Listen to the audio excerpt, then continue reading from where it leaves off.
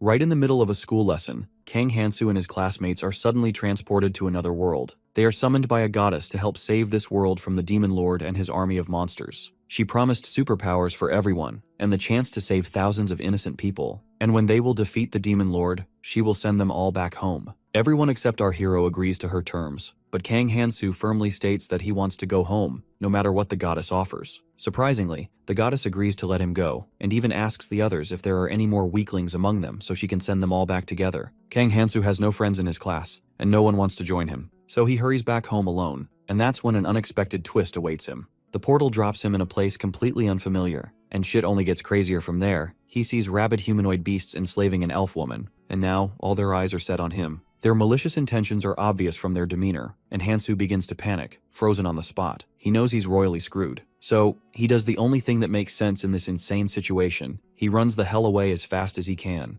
Because if he doesn't, he's freaking doomed. All the students are teleported to a sanctuary city. Proglonia, the saintess of the Grand Temple, welcomes the heroes who have arrived in the Fantasia dimension. Several other gods are present as well. She introduces herself and shares that she has been expecting all of them after receiving the oracle from the goddess. She educates the students about another god, Alsus, a swordmaster and prince of the Swordmaster Kingdom, who will serve as their swordsmanship instructor. The girls are excited to see him, captivated by his handsome appearance. Suddenly, the saintess inquires of the headmaster about the prince. The princess would speak up, but at that moment, the princess arrives. She exclaims that she ended up falling asleep after drinking too much. The saintess remarks that Princess Athena's honesty is both a virtue and a flaw, advising her not to mention the second part. Suddenly, the princess collapses. The heroes are shocked by this sight. Some of them compliment her on her beauty. Athena Archmazing, the princess of the Archmazing Kingdom, is also introduced as the magic instructor for the heroes. The saintess informs the heroes that Princess Athena, along with Prince Alsus, will assist them. At that moment, Han Wu, who had opened the status window and shared the information with others, states that they will experience similar situations as they level up and enhance their skills. He is closely observing and attempting to understand his status window. He has received the Hero Blessing, which auto-translates languages. He perceives it as a cheat-like ability, but is concerned due to the fact that many competitors have received the same blessing. While observing, Choi Kang-min queries the saintess as to why the goddess instructed them to receive God's blessings and how they would go about doing so. She explains that to receive a blessing, one must earn the favor of a god, as each god has their own set of criteria. Suddenly, they are all notified that a god is scrutinizing the heroes' bodies with a perverse smile. They are all taken aback by this. The saintess explains that every god has their own standards, but each one is searching for the one who will defeat the great demon king. She also reassures them that the gods are indeed watching them, but cautions that their attention will not last forever. She wishes them the best of luck. One of the students inquires if it is possible to receive any blessing. The saintess smiles and dismisses the notion, stating that she has no interest in dealing with trash. The students are left feeling uneasy. Their adventure in the fantasy world, full of hopes and dreams, is about to begin. Simultaneously, on the other side, Kang is running for his life, pursued by monsters. Kang is extremely exhausted, so he stops to catch his breath. Suddenly, the monsters hurl an arrow toward him. They are closing in, intent on devouring him. Kang concludes that there is no need to overthink things. Creatures like these don't exist on Earth. He begins to believe that the goddess tricked him and never intended to send him back in the first place. He resumes running, telling himself that if this is a fantasy world, there should be some sort of miraculous event to save him. Just then, a status window suddenly appears in front of him. He is curious about why a hero is categorized under the curse category. He suspects this is a malicious attempt to get rid of him, and is still in disbelief about receiving such a penalty. He notices the auto-translation feature and realizes that he might be able to communicate with them. He shouts at them, asking them to discuss the situation. The monsters begin crying out, startled that the meat is speaking. Kang mutters that he's simply going to see his parents, and begs for mercy. Suddenly, an arrow strikes him in the leg. He notices numerous fairies shooting arrows at the monsters. He believes a battle between these fantasy creatures has broken out, and seizes the opportunity to flee. Overcome by pain, he swears he will never pray to the goddess again. Meanwhile, a god is watching him. He is suddenly notified that a specific god is peeking at him. Kang decides that he would rather die than pray to God. Suddenly, a specific god approaches him. He pleads, not understanding what is happening, but begs to be saved. He feels that his body is moving faster than his mind can process, responding to an unknown voice. He is notified that the god is questioning why he is alone. Kang is about to provide an answer but hesitates, realizing he cannot tell the truth. He wonders if this voice belongs to the same goddess or perhaps one of her allies. Desperate, he pleads for salvation, overwhelmed by the pain, and asks if any other god will intervene. He receives a notification that a particular god is skeptical, muttering that it's unlikely any other god would be present.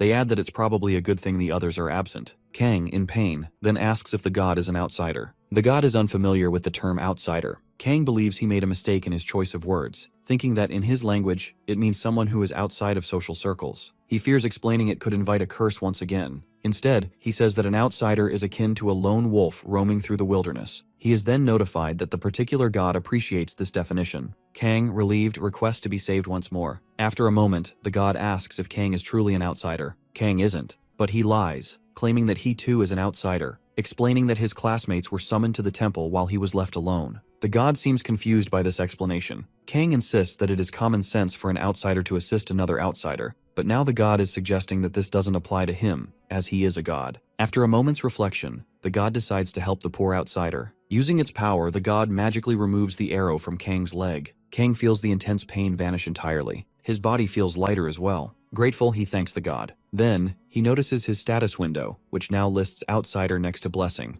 Curiously, he reads that something terrible will happen if the lone wolf leaves the wilderness. He is confused by this message. Kang turns to the god and inquires if, upon ceasing to be an outsider and becoming an insider, he will be judged. The god replies, emphasizing that they will only assist an outsider. At that moment, the monsters begin to observe him as he flees. Kang resumes running for his life, feeling the message that he is exempt from all statuses except death. Thanks to the god's blessing, his fatigue vanishes, and he no longer feels tired. Meanwhile, the monsters are growing exhausted and are unable to continue chasing him. Suddenly, one of the monsters throws a stone at Kang, but it misses, and he keeps running. He silently thanks the god as he feels rejuvenated. Later, he receives another notification from the god, assuring him that he will not die from a mere stone. Kang expresses his gratitude. Finally, Kang reaches a cliff's edge, and as the message suggested, he realizes that all statuses except for death will be reset. He believes that as long as he isn't killed outright, even critical wounds will heal. In a moment of uncertainty, he asks the god if he would survive a fall from the cliff. The god responds, informing him that the height will be fatal if he falls. Worry takes hold of Kang. Meanwhile, the monsters close in.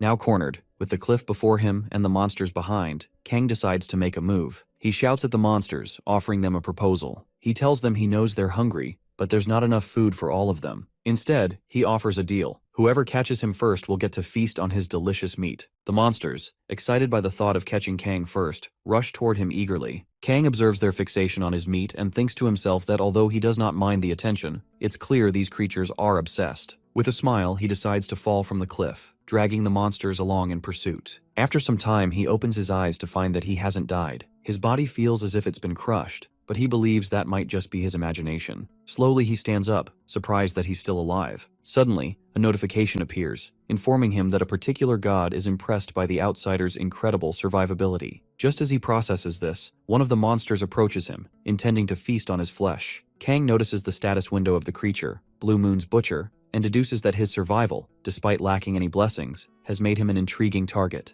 In many fantasy RPG worlds, characters level up by gaining experience from defeating powerful foes. Higher-level enemies offer more experience points, which makes them far more valuable to take down. Kang picks up a nearby stone, using it to strike the monster and successfully kill it. Meanwhile, back with the students, the Saintess informs them that leveling up and receiving blessings are two key ways to grow stronger. One can level up by gaining experience from slaying beings that possess status windows, or they can earn blessings directly from the gods. Choi Kang-min, confident in his abilities, decides to pray to the gods, requesting a blessing to enhance his strength. Just as he does, the Saintess interrupts, reminding the students that receiving a blessing doesn't mean the process is over. Gods will constantly be watching over them, observing their actions. Yubora raises her hand, looking confused, and asks if this means the gods will keep an eye on them all day, every day. The Saintess nods in confirmation. Some students feel self-conscious at the thought that the gods might be watching them even in their most private moments, such as while bathing or attending to their personal business. At this point, the Saintess clarifies, addressing their concerns, and explains that gods are not human beings. She asks them not to judge gods based on human standards. Some gods, speaking through the status windows, assure Yubora that they have no interest in observing such mundane activities. Suddenly, Jang Maon, or Ibor as she's known,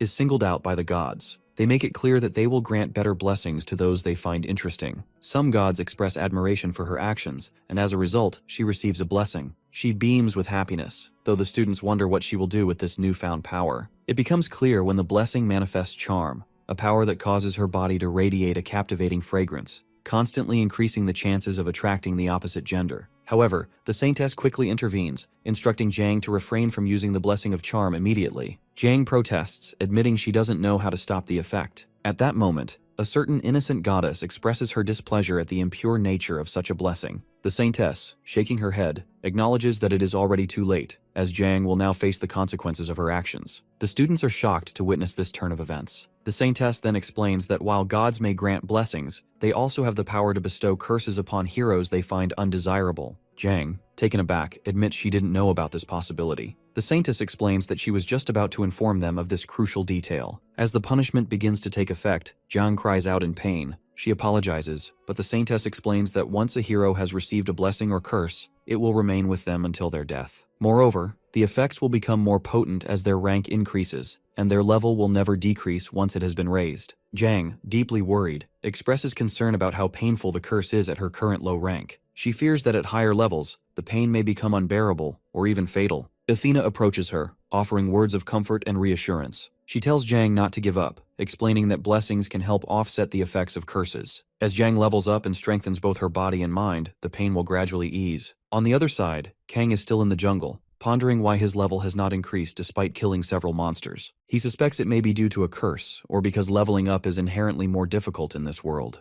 After a while, he reaches out to the god for any useful information. The god, in its usual detached manner, simply instructs Kang to refer to him as an outsider. Kang, slightly frustrated by the god's lack of helpful guidance, decides to comply and asks once more. The god gives a brief reply by saying yes. Kang feels that aside from the blessing, the god is largely unhelpful. Nevertheless, he decides to hold on to the blessing, appreciating the one merit it provides. Despite wandering through the jungle for hours, he realizes he doesn't feel thirsty, hungry, or even tired. Suddenly, Kang notices that some monsters are closing in on his position. He hides behind a tree, thinking that if he encounters a person here, it could mean trouble, as this land may be overrun with monsters and devoid of any other humans. At that moment, a particular god sends him a message, informing him that a powerless outsider will die peacefully if he cuts himself. Kang wonders about the god's cryptic statement, but decides to remain cautious. The monsters, sensing the scent of blood, are disoriented and unable to determine which direction to take. Kang, feeling more energetic and now equipped with a knife that once belonged to Blue Moon's butcher, contemplates his next move. The blade is sharp,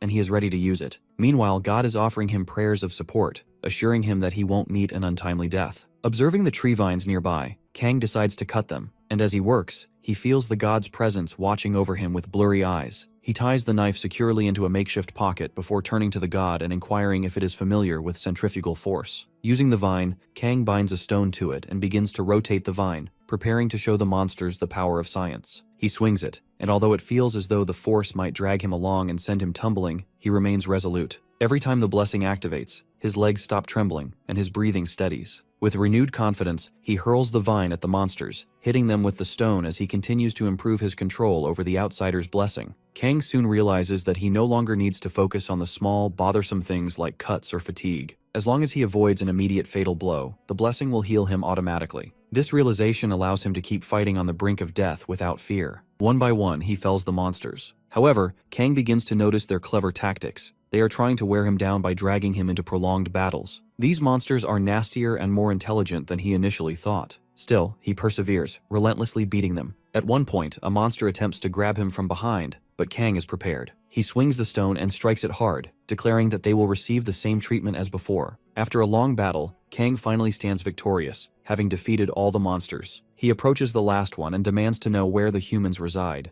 The creature, reluctantly, gestures in the direction of the human settlement. Kang then inquires about the monster's species, to which the Gnoll responds that they are known as Gnolls. Without hesitation, Kang kills the creature with a final blow from the stone. He reflects that if the monsters had been truthful with him, he might have spared their lives, but he never promised such mercy. Meanwhile, at the temple, Prince Alsus informs the heroes that official training will begin the next day. He explains that he will be teaching swordsmanship, while Princess Athena will be in charge of magic training. He adds that the heroes are free to choose any path they wish. Suddenly, Choi raises his hand and expresses a desire to enroll in both training sessions. Prince Alsus acknowledges this request, but cautions that both lessons are demanding, and it may be too much for him to handle. Hu then questions the prince, asking if it would be acceptable for him to skip the lessons altogether. Prince Alsus assures him that he is free to make his own decisions. Han Wu, seeking more freedom, asks if it would be possible for him to leave the temple during his free time. The prince confirms that he is welcome to do so. The next morning, Prince Alsus gathers the heroes and directs those who wish to pursue the path of a knight to follow him. He reassures them that they can change their minds later if they find that the path doesn't suit them. For those interested in learning magic, he instructs them to wait, as Princess Athena has yet to arrive. As they prepare, the heroes check their status windows. Hanwoo notices a special inscription before his blessing, indicating that he is the most chosen individual in the world. This blessing, he realizes, is unique to him, and can only be seen and experienced by him. Overcome with joy,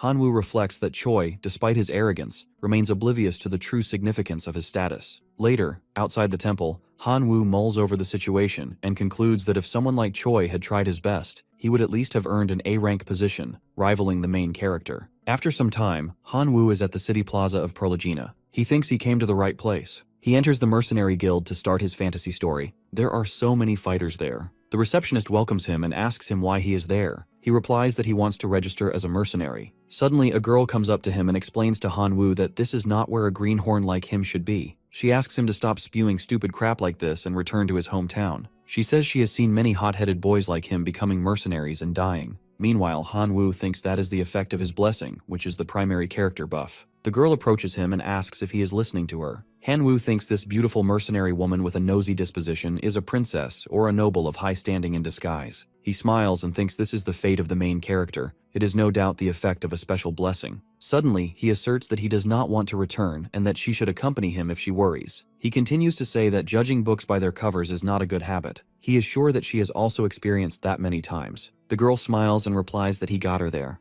Hanwoo gets happy and thinks that he is exceptional in this world. After that, he informs the girl he cannot tell her much about it, but he is chosen. While Hanwoo had a hard time talking to a beauty like this so smoothly back on Earth, in this world, he is a hero who will be saving the world he is going to leave. Suddenly, the girl wonders how those chosen abilities stack up. He replies that she will realize what the primary character buff is. On the other hand, in the jungle, the monster reassures Kang that he is not lying to him, that the human village is to the west. Kang thanks him for the information and then hits him with the stone. After that, he says these gnolls are unexpectedly honest. They are so crude that anyone can tell when they are lying. Kang thinks he does not know the exact distance to the human village, but he confirms it by asking a bunch of gnolls, so there can be no mistake. He also thinks his desperate fight with the gnolls became like a brief hunt. As he beats more of them, he has gone from prey to a seasoned hunter overnight. He is happy. Kang sustained plenty of heavy wounds while learning how to hunt. He learned how to fight quickly with his outsider's blessing. His clothes are ripped off while fighting with the monsters. He is excited since he does not go insane even after being inflicted with so many heavy wounds. He will meet the natives of this fantasy world in the human village. The god grumbles and says they are sorry about it. He asks him if he wants him to die. He gets the reply that the certain god does not care what happens to him. Suddenly, a monster attacks him again,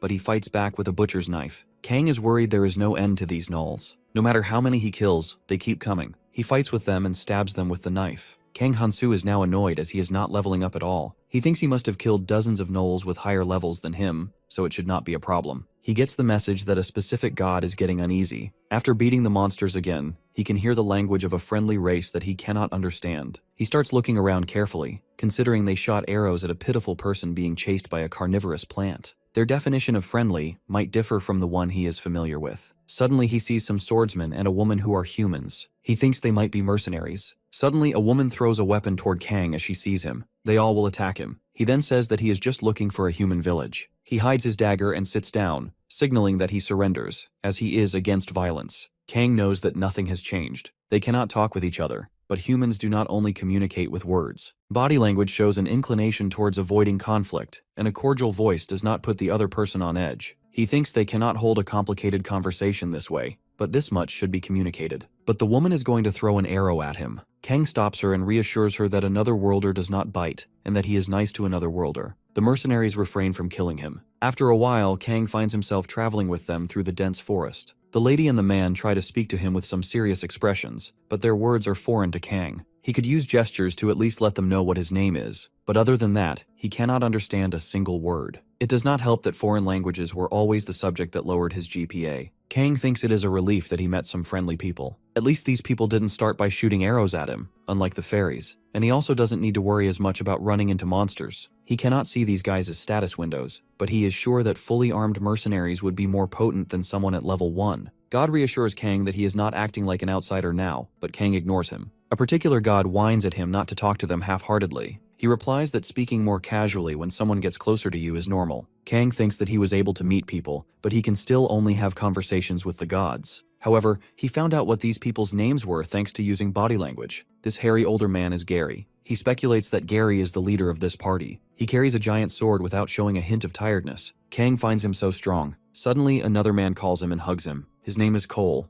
Cole is smaller than Gary, but has a seasoned muscular body and laughs often. He has a long sword on each waist. The lady is named Misa. She is the party's ranged attacker and often uses a giant crossbow made of steel. Based on the size, Kang does not think its primary purpose is to fight people. She points her finger in some direction. Kang realizes that she wants to show him something. He sees smoke from afar. The smoke is not from a forest fire. It should be chimney smoke rising out of a house. Kang is happy to find the place where people live. Suddenly, he gets notified that a particular god looks at the bold outsider with displeasure. Kang says he is just pretending to get along to escape from this forest. Suddenly, they all hear some noise. There are so many monsters coming. Kang is shocked to see the monsters. He is ready to fight them, but Cole, Gary, and Misa move forward to fight the monsters. They fight with the demons using their swords. Meanwhile, Misa sets her aim with an arrow at gnolls. Suddenly, a gnoll comes to attack her, but Kang saves her from the gnoll. A particular god is uncomfortable. The gnoll seems bigger than usual. Kang explains to the outsider god to look over this since humans are social animals, and so he needs help from these people. A certain god replies that it is not their concern.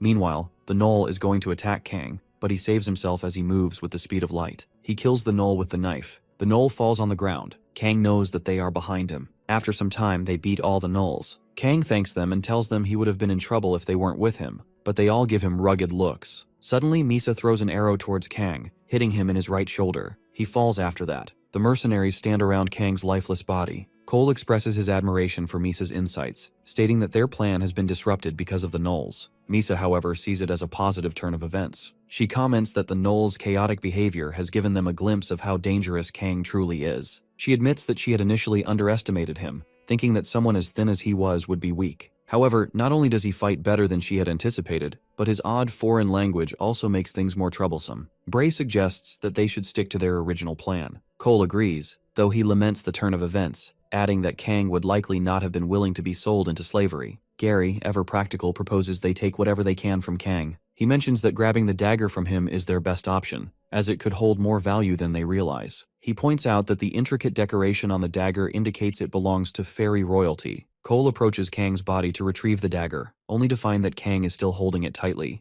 Misa warns Cole not to let his guard down. Cole, realizing the danger, decides that he must finish Kang off with his sword. However, before he can act, Cole notices Kang's status window. Two conditions must be met for someone to see another status window. Either the individual shares it willingly, or it can be viewed through a special blessing. Cole, surprised and shocked by the unexpected development, is caught off guard. Just as he's processing this, Kang strikes him with the dagger. Gary and Misa, stunned by the sudden turn of events, watch as Cole collapses. Kang stands tall, seemingly unscathed. Gary, now enraged, targets Kang for elimination, but before he can act, Kang dashes forward with incredible speed and strikes him with the dagger. Misa, attempting to take him down with her arrows, finds that they have no effect. Kang, unfazed, pulls the arrows from his body with a grin. Misa, now desperate, pleads for her life, bowing before him in surrender. Kang mutters something to her, though Misa fails to understand his words, and in an instant, he kills her. Afterwards, Kang changes his clothes, feeling a sense of disbelief at what transpired. He reflects on how uncomfortable it is to think about the deadly weapon she shot at him. He shares this thought with God, feeling that it might have been fitting,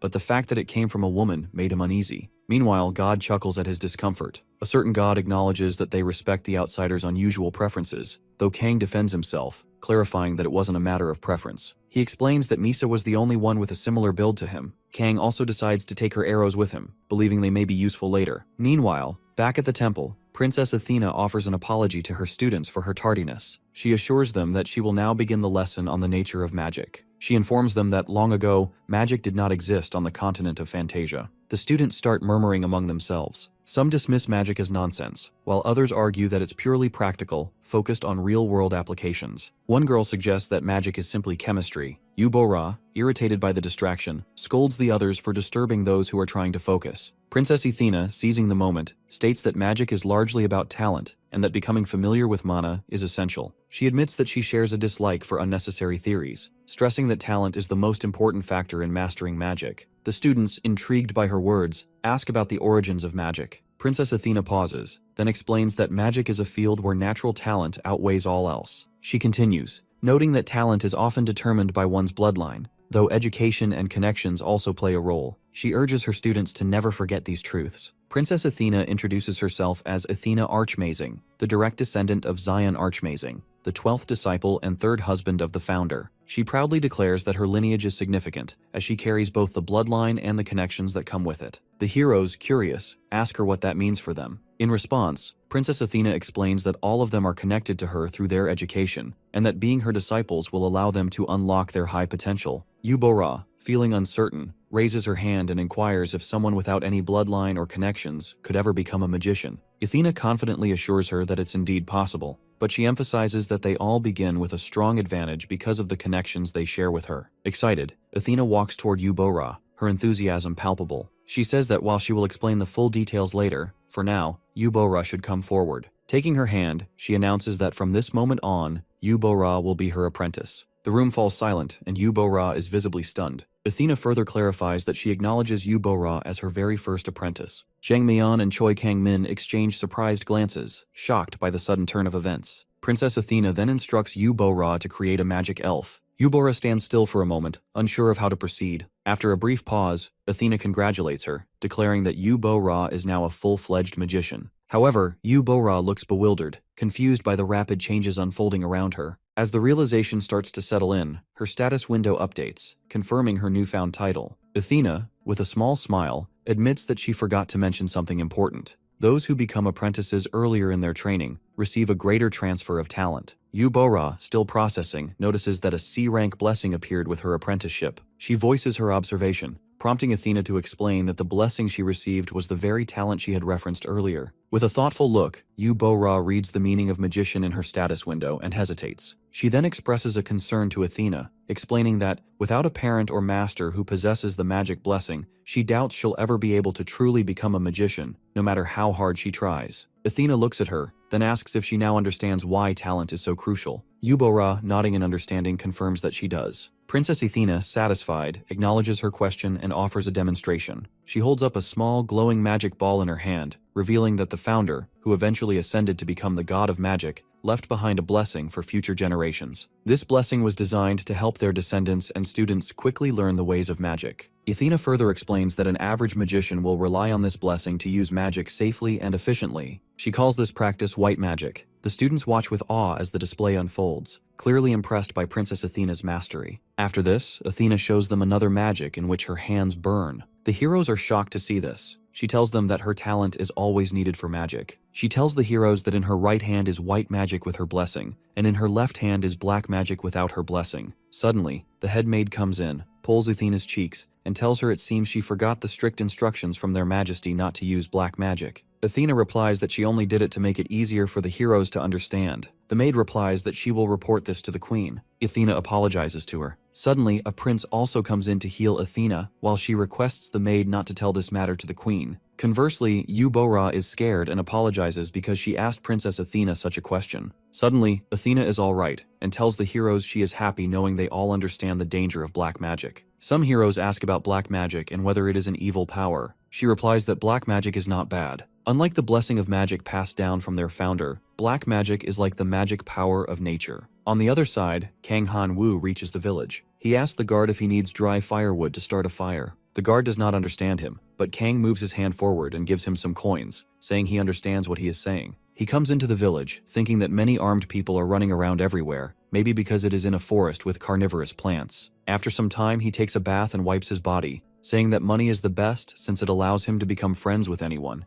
even if he cannot talk to them. He gets a message that the god is uncomfortable. He replies that he is also awkward as he is showering. He asks the god about gender, and gets the reply that the god is now more uncomfortable. Kang says he will think of himself as male to protect his dignity. Suddenly, the god is worried. Kang asks why he is scared. The god replies that it is a secret and hides in their heart. Suddenly, Kang hears some voices coming from outside the room. He shouts that he is bathing, so please wait momentarily. Someone from outside says that they understand. Kang wears clothes, feeling alerted, and thinks that someone he can communicate with is outside the door. They can talk with each other, but the fact is the person outside is not human but a hostile race. Kang realizes that the person in front of him is not someone friendly, as he suspects the man could be a monster, or part of a hostile race like the gnolls or demons. When the door opens, Kang takes a seat on the bed, hiding his daggers, and invites the person to come in. As the door opens, Kang is curious to see what kind of monster or person will appear. To his surprise, a human man enters. Kang asks him what the matter is, and the chief replies not to worry, explaining that he is the chief of the village. He came to check after receiving a report about a traveler speaking a different language. Kang is observing the chief closely, noting that he looks young for someone in his position.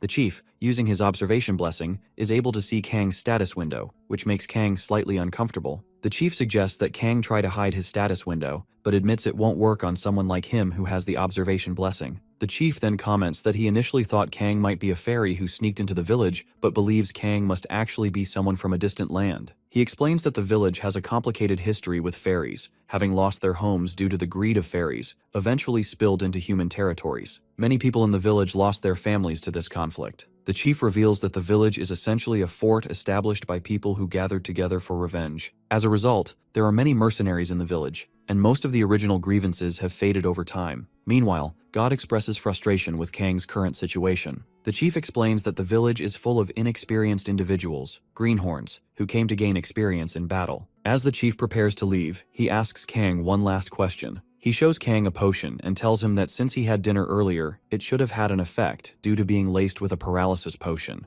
However, the potion seems to have no effect. Kang, now suspicious, pulls out a dagger in response. The chief, impressed, explains that the potion had no effect because Kang, like fairies, has a high resistance to potions. He reveals that the potion is a spell designed for situations like this, and explains that this resistance to potions can't even be broken by something like the invisible rope he possesses. When the chief takes Kang's dagger from him, Kang is shocked. The chief states that Kang's situation is unfortunate, but not his fault. God warns Kang that they are attempting to warn him. Kang's unease grows as the chief's intentions become clearer. Later, Kang finds himself imprisoned. The chief tells him that while the villagers are angry with the gnolls, believing them to be responsible for the loss of their families, the truth is that the gnolls are also victims. The real culprits, according to the chief, are the fairies who pitted the two sides against each other by taking the gnolls' land. The chief reveals his own curse, calling it the karma of one who carries the truth. His name is Crimson, and he is at level 16. He bears the curse of the fairy, which means that he is the sworn enemy of fairies, and as a result, his life and youth have been shortened. Kang, confused, asks if the goddess gives out such curses.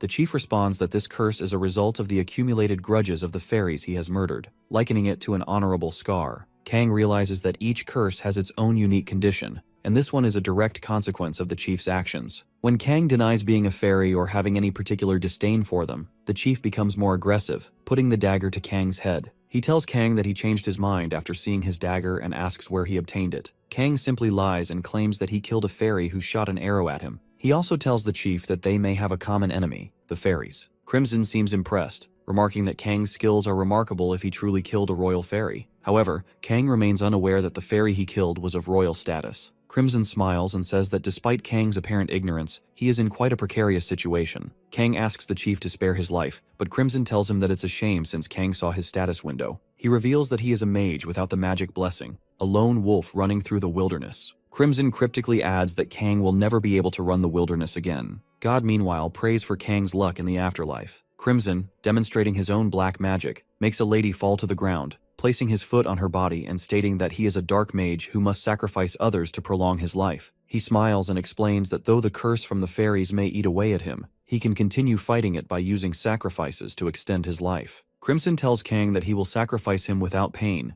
as a reward for caring about the fairy royalty. Kang, maintaining his composure, smiles, and sarcastically responds that the chief is very generous, despite his apparent malicious intentions. Kang thinks he might just be kicked to the curb by a god with a rotten personality, but this is not the worst. He can still keep on yapping. He calls Chief Crimson and asks him if he wants to beg for his life. Kang responds that he will not. Crimson urges him to proceed, expressing his desire to hear his last words. Meanwhile, something irritates him, and he swiftly kills them with his rope. Kang remains terrified and silent after that. Crimson inquires what Kang wishes to say. In contrast, Kang reflects that the chief's actions seem abnormal, or perhaps he is showing him all this on purpose, aiming to be recognized as someone on the side of justice. Kang confesses that it has been a difficult journey with no one acknowledging his efforts. Crimson grins and acknowledges, it seems that he understands him. Kang replies that it is because he is an outsider. Crimson responds, stating that being an outsider means a lone wolf roaming the wilderness. Kang realizes Crimson too is an outsider. Meanwhile, the god murmurs that Crimson is definitely not an outsider. Kang also disagrees, but believes he has successfully empathized with him. Crimson grins again and confides that he likes Kang, declaring that as an outsider, he must continue being a lone wolf. Kang ponders his strange logic, thinking that initially, Crimson expresses liking him for the greater good, but now he wants to kill him to preserve his status as an outsider.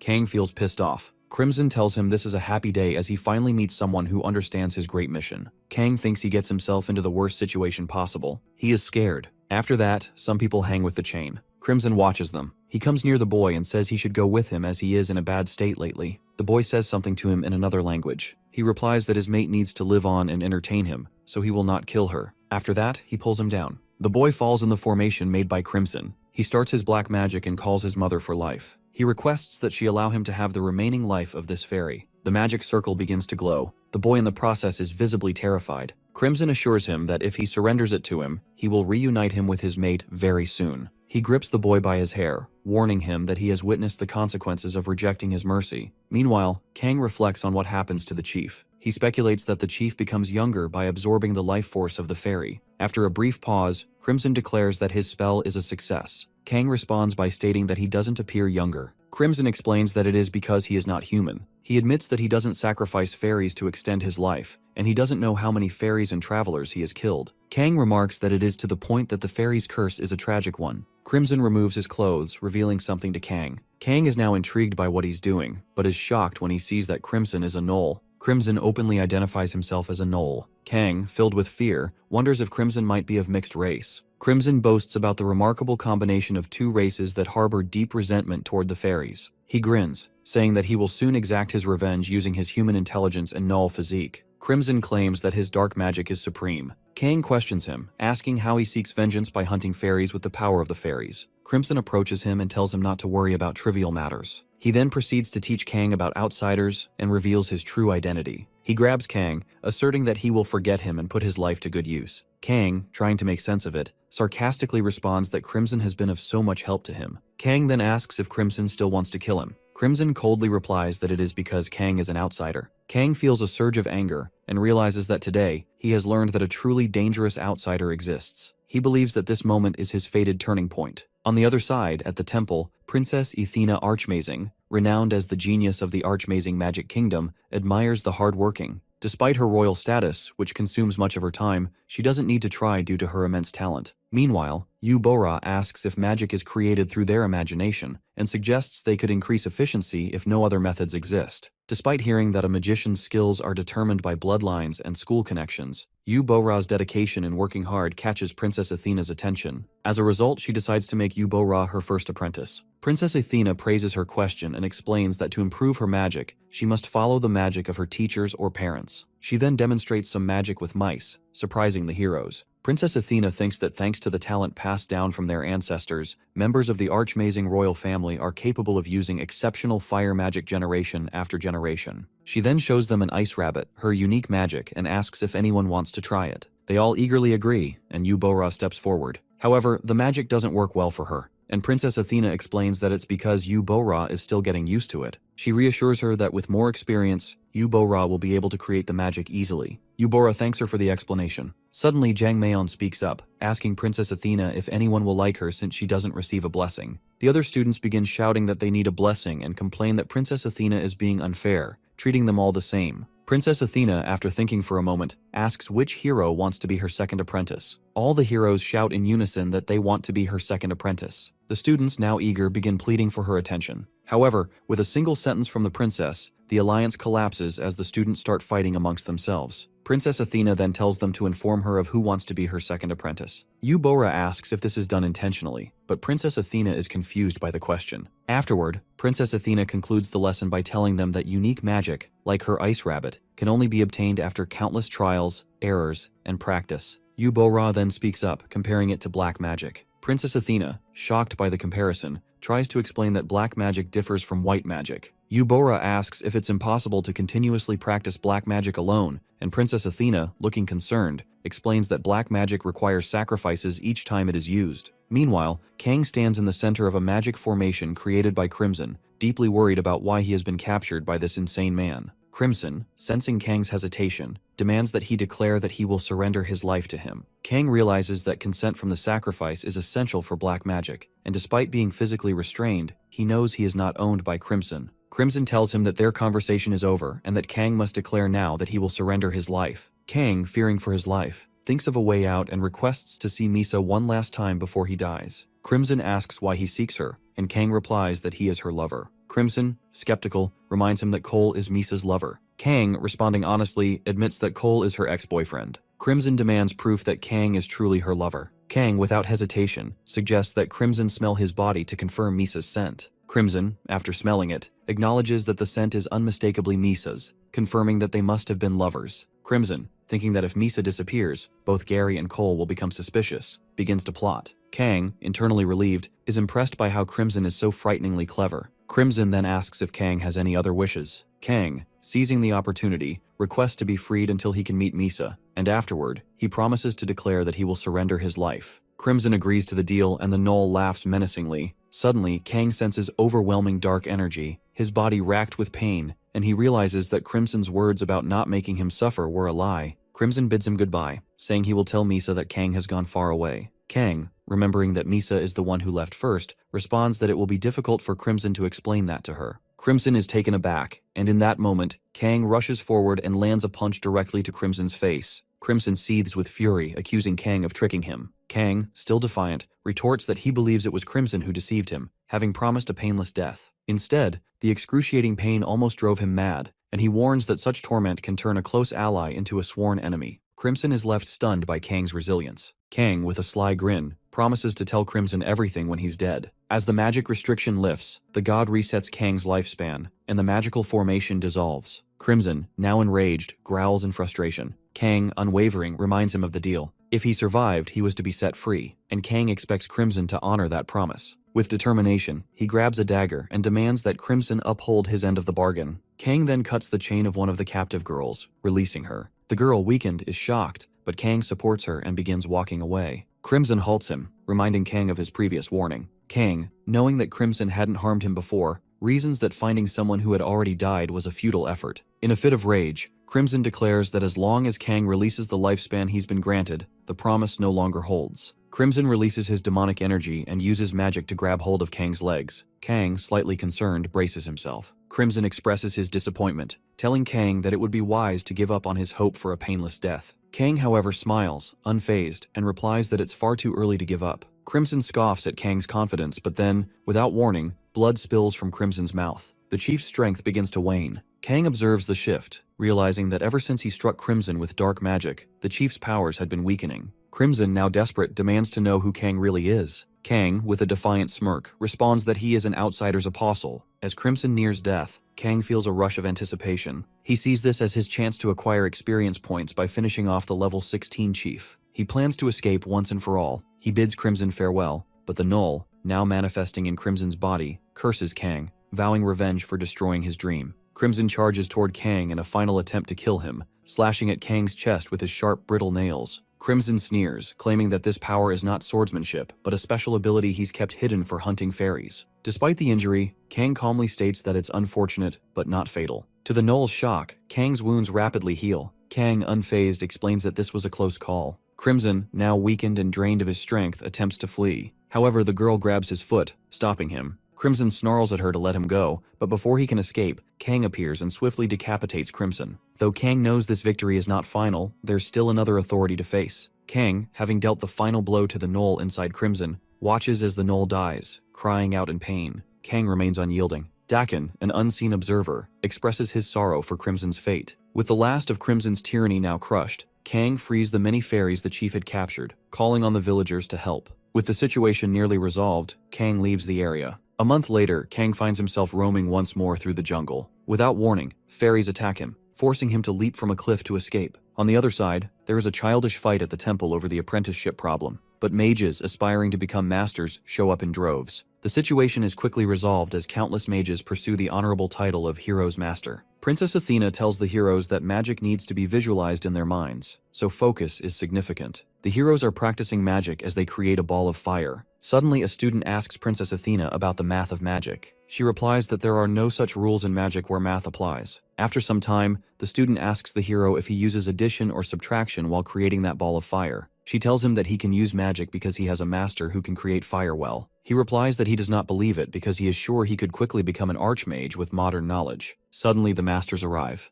One master tells Princess Athena that she misdescribed something to the heroes. He tells the heroes that it is true that mathematics is applied to magic. The heroes are surprised. The master explains that since Princess Athena used a fireball as an example, he will continue with a related explanation. He says the princess, who has only learned theory, might not know this, but they have been implementing mathematics to raise the efficiency of magic. Meanwhile, another magic master arrives and shows them a magic ball in the air. The other master tells them they must avoid unnecessarily wasting mental energy in a war. He says that when they shoot the fireball, the angle is critical. He tells them they also need to consider the direction and speed of the wind. Suddenly, a blast occurs in the air. The boy is happy as he gets his answer from the masters. After that, the master tells them that practical battle magic will also help the princess. Princess Athena expresses her interest in learning it. After some time, the heroes are with the other mages. Meanwhile, practical magic is being taught by exceptional mages in the field. With the guidance of excellent masters, the heroes quickly learn magic. Suddenly, a thunderstorm occurs. Fairies are sitting in a room. One is injured, and another is applying medicine to her hand. The injured fairy is Espresso, the maid of the fairy princess. Her fellow apologizes, saying the only thing she can do for her is dull the pain with medicine. On the other hand, a miracle from a saintess could make her recover,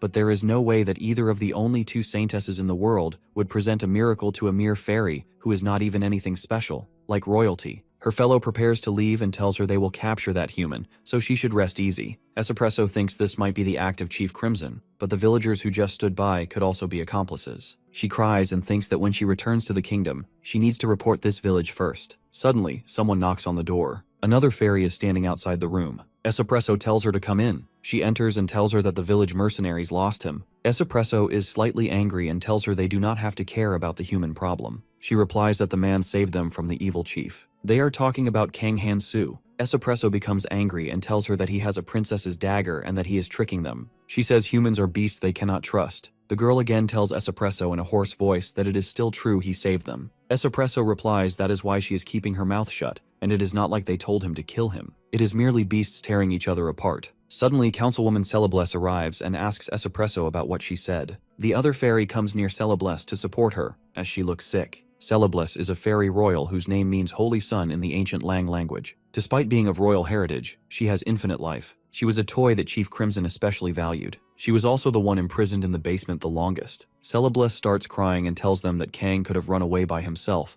but he freed her. Espresso tells her she knows that he is after her infinite life. Celeblesse asks if she knows their savior used the dark magic pact. Meanwhile, Kang Han-soo uses pact violation. Anyone who violates a pact must pay back however much they took. The chief ends in self-destruction after underestimating Kang's life. Espresso tells Celeblesse that she remembers when she used to run around without a care in the palace, but now it is a distant memory of the past. She cries. Celeblesse tells her that is why she needs to go and find him. The fairy tells her it is dangerous, as her condition is worse now. After that, Celeblesse leaves. Meanwhile, God is listening and watching them and then slowly leaves the scene. After some time, God arrives in the jungle. He comes near Kang. He is a little stressed, as he has fallen from the cliff. Meanwhile, at the temple, Prince Alsus is with the heroes who want to become swordsmen. The students are shocked to see that they are having a sudden tea break. He takes all the students to the banquet hall. After some time, they all sit at the dining table. Prince Alsus tells them to toast the heroes who have chosen the path of swordsmen. The knights shout and cheer. The heroes are scared to see their enthusiasm. After that, Prince Alsus tells the students that he will show them a simple demonstration to heighten their understanding. He asks the commander for a spar. The commander agrees and gets ready. Prince Alsus tells them that they will first demonstrate the swordsmanship everyone is familiar with. He tells the commander to seal his swordsmanship. After that, they start a duel. Prince Alsus attacks the commander while he is stepping back. Prince Alsus attacks swiftly, and the heroes are impressed to see them. Prince Alsus appreciates the commander for his sword dance. After that, Prince Alsus says he will now show them the authentic swordsmanship everyone will learn. Some energy is released from Prince Alsus's sword. The commander's sword also releases energy. They both prepare for the duel again. They begin their second duel, and the light from their energy is intense as it collides in one strike. The commander's sword breaks, and he is defeated. Prince Alsus appreciates the commander for his skills. Meanwhile, the heroes are curious about what just happened. Prince Alsus tells them that the power to cut through every defense of the opponent in one strike is called swordsmanship. He tells them to forget about the Demon King because they cannot even defeat the ironclad cavalry within imitations of slashes. One of the heroes says that it seems like swordsmanship is about pursuing efficiency. Prince Alsus tells them that they have understood, so he will now begin teaching swordsmanship. He tells them to take a sip of the tea placed in front of them. They all drink it but find it taste terrible. Prince Alsus tells them that a warrior's blessing is necessary to learn swordsmanship. He explains that the tea is medicine, a practical method to obtain the blessing quickly and safely. He adds that they must become accustomed to the flavor. They all drink their tea. Choi Kang-min drinks it and asks for another cup of medicine. Prince Alsus tells him that it is better to take some snacks and asks the commander to pour another glass of tea for Choi Kang-min. On the other hand,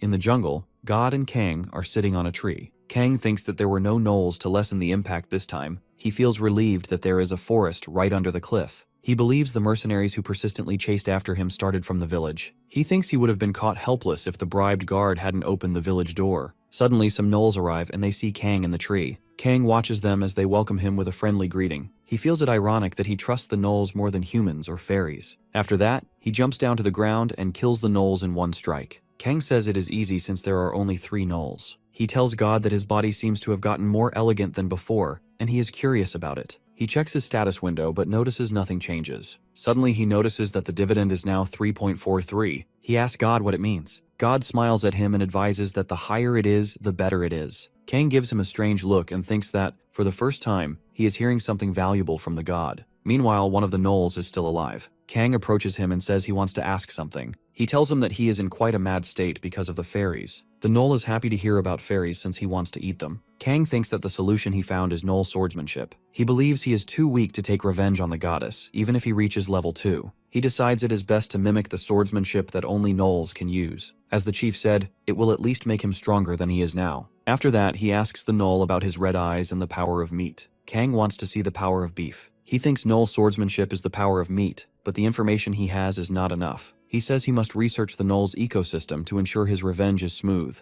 On the other side, in the dining hall, Prince Alsus tells the heroes that talent is needed for magic, but anyone can learn swordsmanship if they have time and money. Meanwhile, the heroes need to catch up with this lesson. Suddenly, Choi Kang-min asks for another cup of medicine. Prince Alsus tells him to stop drinking for the day because efficiency can be reduced if he drinks too much. Choi thinks he needs to become stronger as fast as possible because he is different from others. Prince Alsus approaches him and advises that it is better to cleanse his mouth with some honey tea. He tells him that consistency is essential, and drinking 1 cup a day or even 2 is fine. If he becomes greedy, it might backfire. Choi smiles and replies that 2 cups a day will benefit him. After that, Prince Alsus explains that the warrior's blessing will not settle quickly, just like a baby cannot become an adult overnight. Choi looks shocked to hear this, but suddenly gets a blessing called grit. It means he becomes stronger and mightier the longer he fights, but the effect resets if he is defeated, or if his will to fight breaks. Choi is surprised but happy. Prince Alsus congratulates him and tells him he has high expectations for him now that he has received the battle god's blessing. Choi replies that he is flattered. After that, Prince Alsus tells them he will show them how to hide their status window. On the other side, a gnoll named Fang is eating his prey in the jungle. Kang is watching him. It has been a couple of days since he started following the gnolls to observe the power of meat. Suddenly, Fang notices him and charges toward him to attack. Kang saves himself and realizes that the gnoll tries to hunt him whenever given an opportunity. After defeating Fang, Kang observes that he still feels too weak. Kang checks Fang's status window and learns that his name is Fang and he is at level 6. Kang asks him if he is really a level 6 player. Fang replies by flexing his biceps, proudly saying fairy meat as an explanation. Kang realizes that Fang is referring to eating fairy meat, which supposedly grants power. He asks Fang why he is still weak despite having hunted 2 fairies. Fang gets sad and insists he is strong. Kang punches him again. Over time, Kang starts learning about the gnoll's characteristics. Fang tells him the direction to the fairies' village, where Kang was ambushed before. Kang begins to confirm that the chief's claims were not delusional but true. While traveling, Kang catches a rabbit and eats it. He notices that the gnoll's body begins to change as well. Fang's strength starts increasing every time he eats. Kang thinks this method is simpler than the chief's black magic, which stole life force, though its effectiveness is reduced. After eating the rabbit, Kang asks Fang if he is satisfied now. Fang starts growling, says he wants more meat, and his eyes turn red. He charges at Kang again.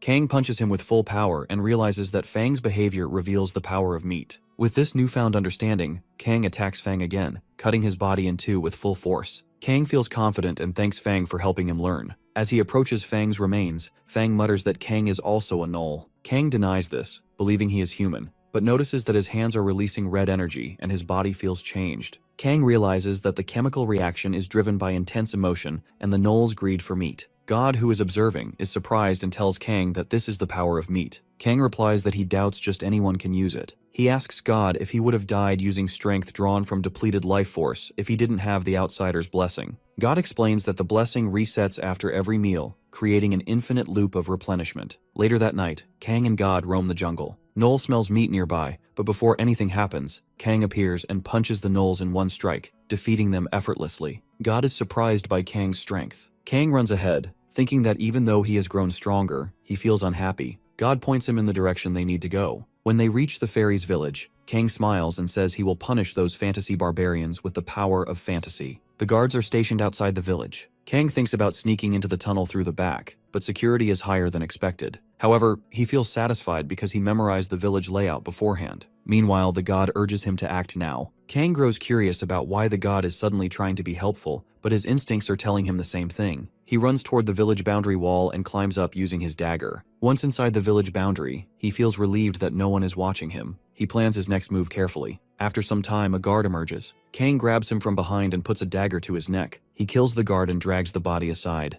Kang reflects that these people probably have others to mourn their deaths, but he has a family too. He laments that he almost died without seeing his parents again because of these people. Determined, he vows not to let them step all over him anymore. Meanwhile, God watches him provocatively. One by one, Kang kills several guards and collects their bodies in one place. He mutters to himself that the infiltration was fun and games, but he has only encountered mercenaries so far. He wonders how he will find the fairies. He reasons that both fairies and humans should need to use the bathroom, but questions why he has not seen any fairies yet. God sneers at Kang's delayed realization. Kang tells him not to be mean. Suddenly, he hears voices. Some humans have captured the fairies. Kang finds this development exciting. On the other side, Espresso has been kidnapped by some men and is being taken to the basement. Espresso's mind is racing with multiple thoughts. Suddenly, she hears the voice of a lady saying that Crimson believed they were ignorant of their actions, but they disregarded him because they wanted to protect their new way of life. Espresso recognizes the voice as belonging to the healer from earlier. The healer tells the other fairies that this situation is their retribution for letting their dear friend fight this battle alone. Meanwhile, a boy tells his companion that he overheard in the cafeteria that fairies despise humans. A bald man speaks up and says something has happened in the village. A lady with blue hair instructs her men to begin. The men step forward with daggers, intent on killing the fairies in Crimson's name. The bald man kills Espresso.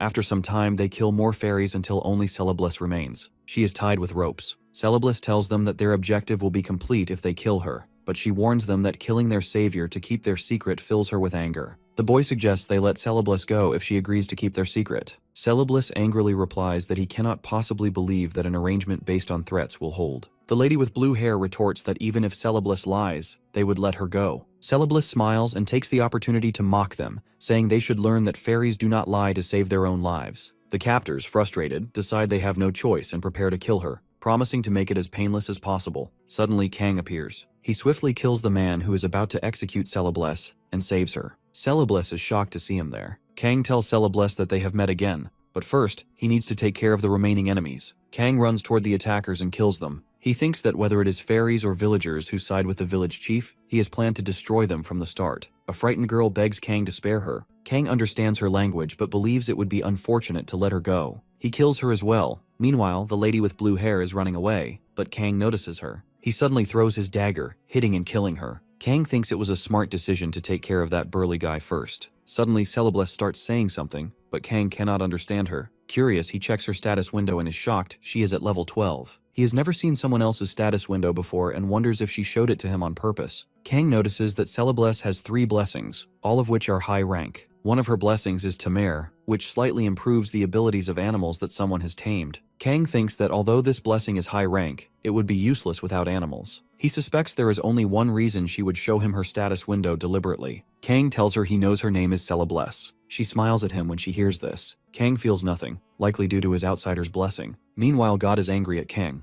Kang sits down and remarks that he knows he will not remain an outsider if he is punished. Celebliss looks surprised by his words. Kang thinks Celebliss might be a lucky fairy. Although he initially planned to kill all the fairies, he hesitates because she has had a similar experience to his. Kang decides that to survive, he will need to interact with the indigenous people of this world. After freeing Celebliss, he tells her to take care of the rest herself. Kang reflects that if he kills all the fairies here, he will be no different from them. Suddenly, Celebliss runs toward him. He grabs her and tells her to stop making things difficult for him. Celebliss says his name, and Kang is shocked to hear this. After some time, they are walking through the streets of the village. Kang comments that even though so many people have died, the village is eerily quiet. He asks God if he knows the reason. God replies dismissively that he is not in the mood. Kang considers getting rid of Celebliss to calm God's anger but realizes he cannot trust anyone in the village, and the forest is full of gnolls. He decides it is best to leave immediately. Kang grabs Celebliss and begins running. While running, Celebless tries to say something to him. She raises her hand and Kang sees a phoenix approaching. He is shocked. Celebless smiles at him. After some time, the phoenix lands on the ground. Celebless greets the phoenix and asks Kang to put her down. Kang releases her, and she approaches the phoenix, speaking to it as though they understand each other. Kang is astonished and realizes this is because of her tamer blessing. Afterward, Celebless walks back to Kang Hansu and kisses him. God becomes furious at the sight. Kang asks her what she is doing, clearly confused. The phoenix begins revolving around them. Suddenly, Kang notices Celebless sitting on the phoenix. She says something to him and then leaves. On the other side, God pulls his hair in anger. Kang tells God that he is upset too and cannot believe Celebless repaid his generosity with misconduct. Suddenly, a status window appears in front of Kang, and he is shocked by what it reveals. Kang sees that he has received a blessing from a fairy. He is delighted to discover that it is a high-rank blessing.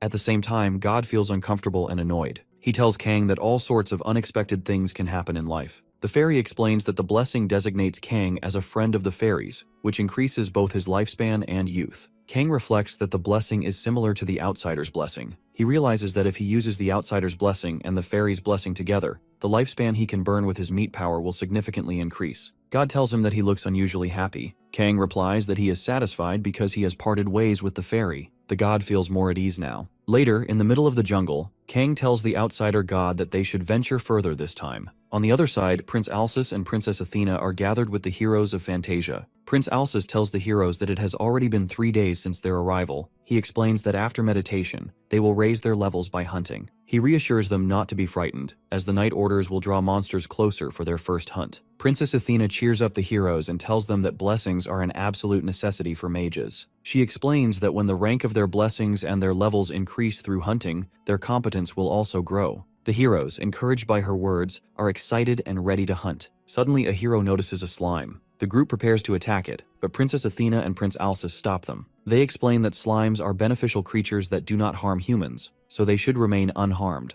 The heroes are surprised by this information. Princess Athena explains that slimes consume all manners of filth, trash, pests, and even corpses. She tells them that slimes reduce the risk of infectious diseases in the area. Holding the slime in her hand, she emphasizes that attacking slimes is forbidden, even for heroes, as it would be considered savage. The heroes apologize to her for their misunderstanding. Afterward, Prince Alsus tells the heroes that gnolls with an average level of 2 would be the most appropriate targets for their first hunt. However, their main goal today is a gnoll with an intermediate level of 4. The girls in the group are shocked to hear this. Princess Athena reassures them, saying they need not worry because they have a saintess who can revive them if they die. Suddenly, Prince Alsus adds that with the people they have today, they could even handle orcs with an average level of 6. He steps in to support Princess Athena, covering for her words. After some time, the hunting begins. The students encounter the gnolls and are shocked to see them. Choi Kang-min is thrilled as he finally has prey to fight. He attacks a gnoll but fails, and the gnoll injures his eye, leaving him in pain. The gnolls begin to defeat the heroes one by one. The mages try to fight back with magic, but their spells have no effect. The gnolls prepare to attack the students as well. Suddenly, Prince Alsus arrives and intervenes. He fights off the gnolls and cuts one into pieces, saving the students. Every hero is injured after the battle. The saintess approaches Prince Alsus and thanks him for his efforts in guiding the heroes. She sits near one of the wounded heroes and calmly remarks that there must be a reason why God chose these people as heroes and sent them to this land. She uses her powers to heal the injured heroes. Looking serene, she tells them that each time they die, she will revive them. After some time, the heroes are revived and continue hunting. Choi Kang-min is with his group, facing a gnoll. Choi charges at the gnoll, using his blessing of grit, and this time he succeeds. He defeats the gnoll.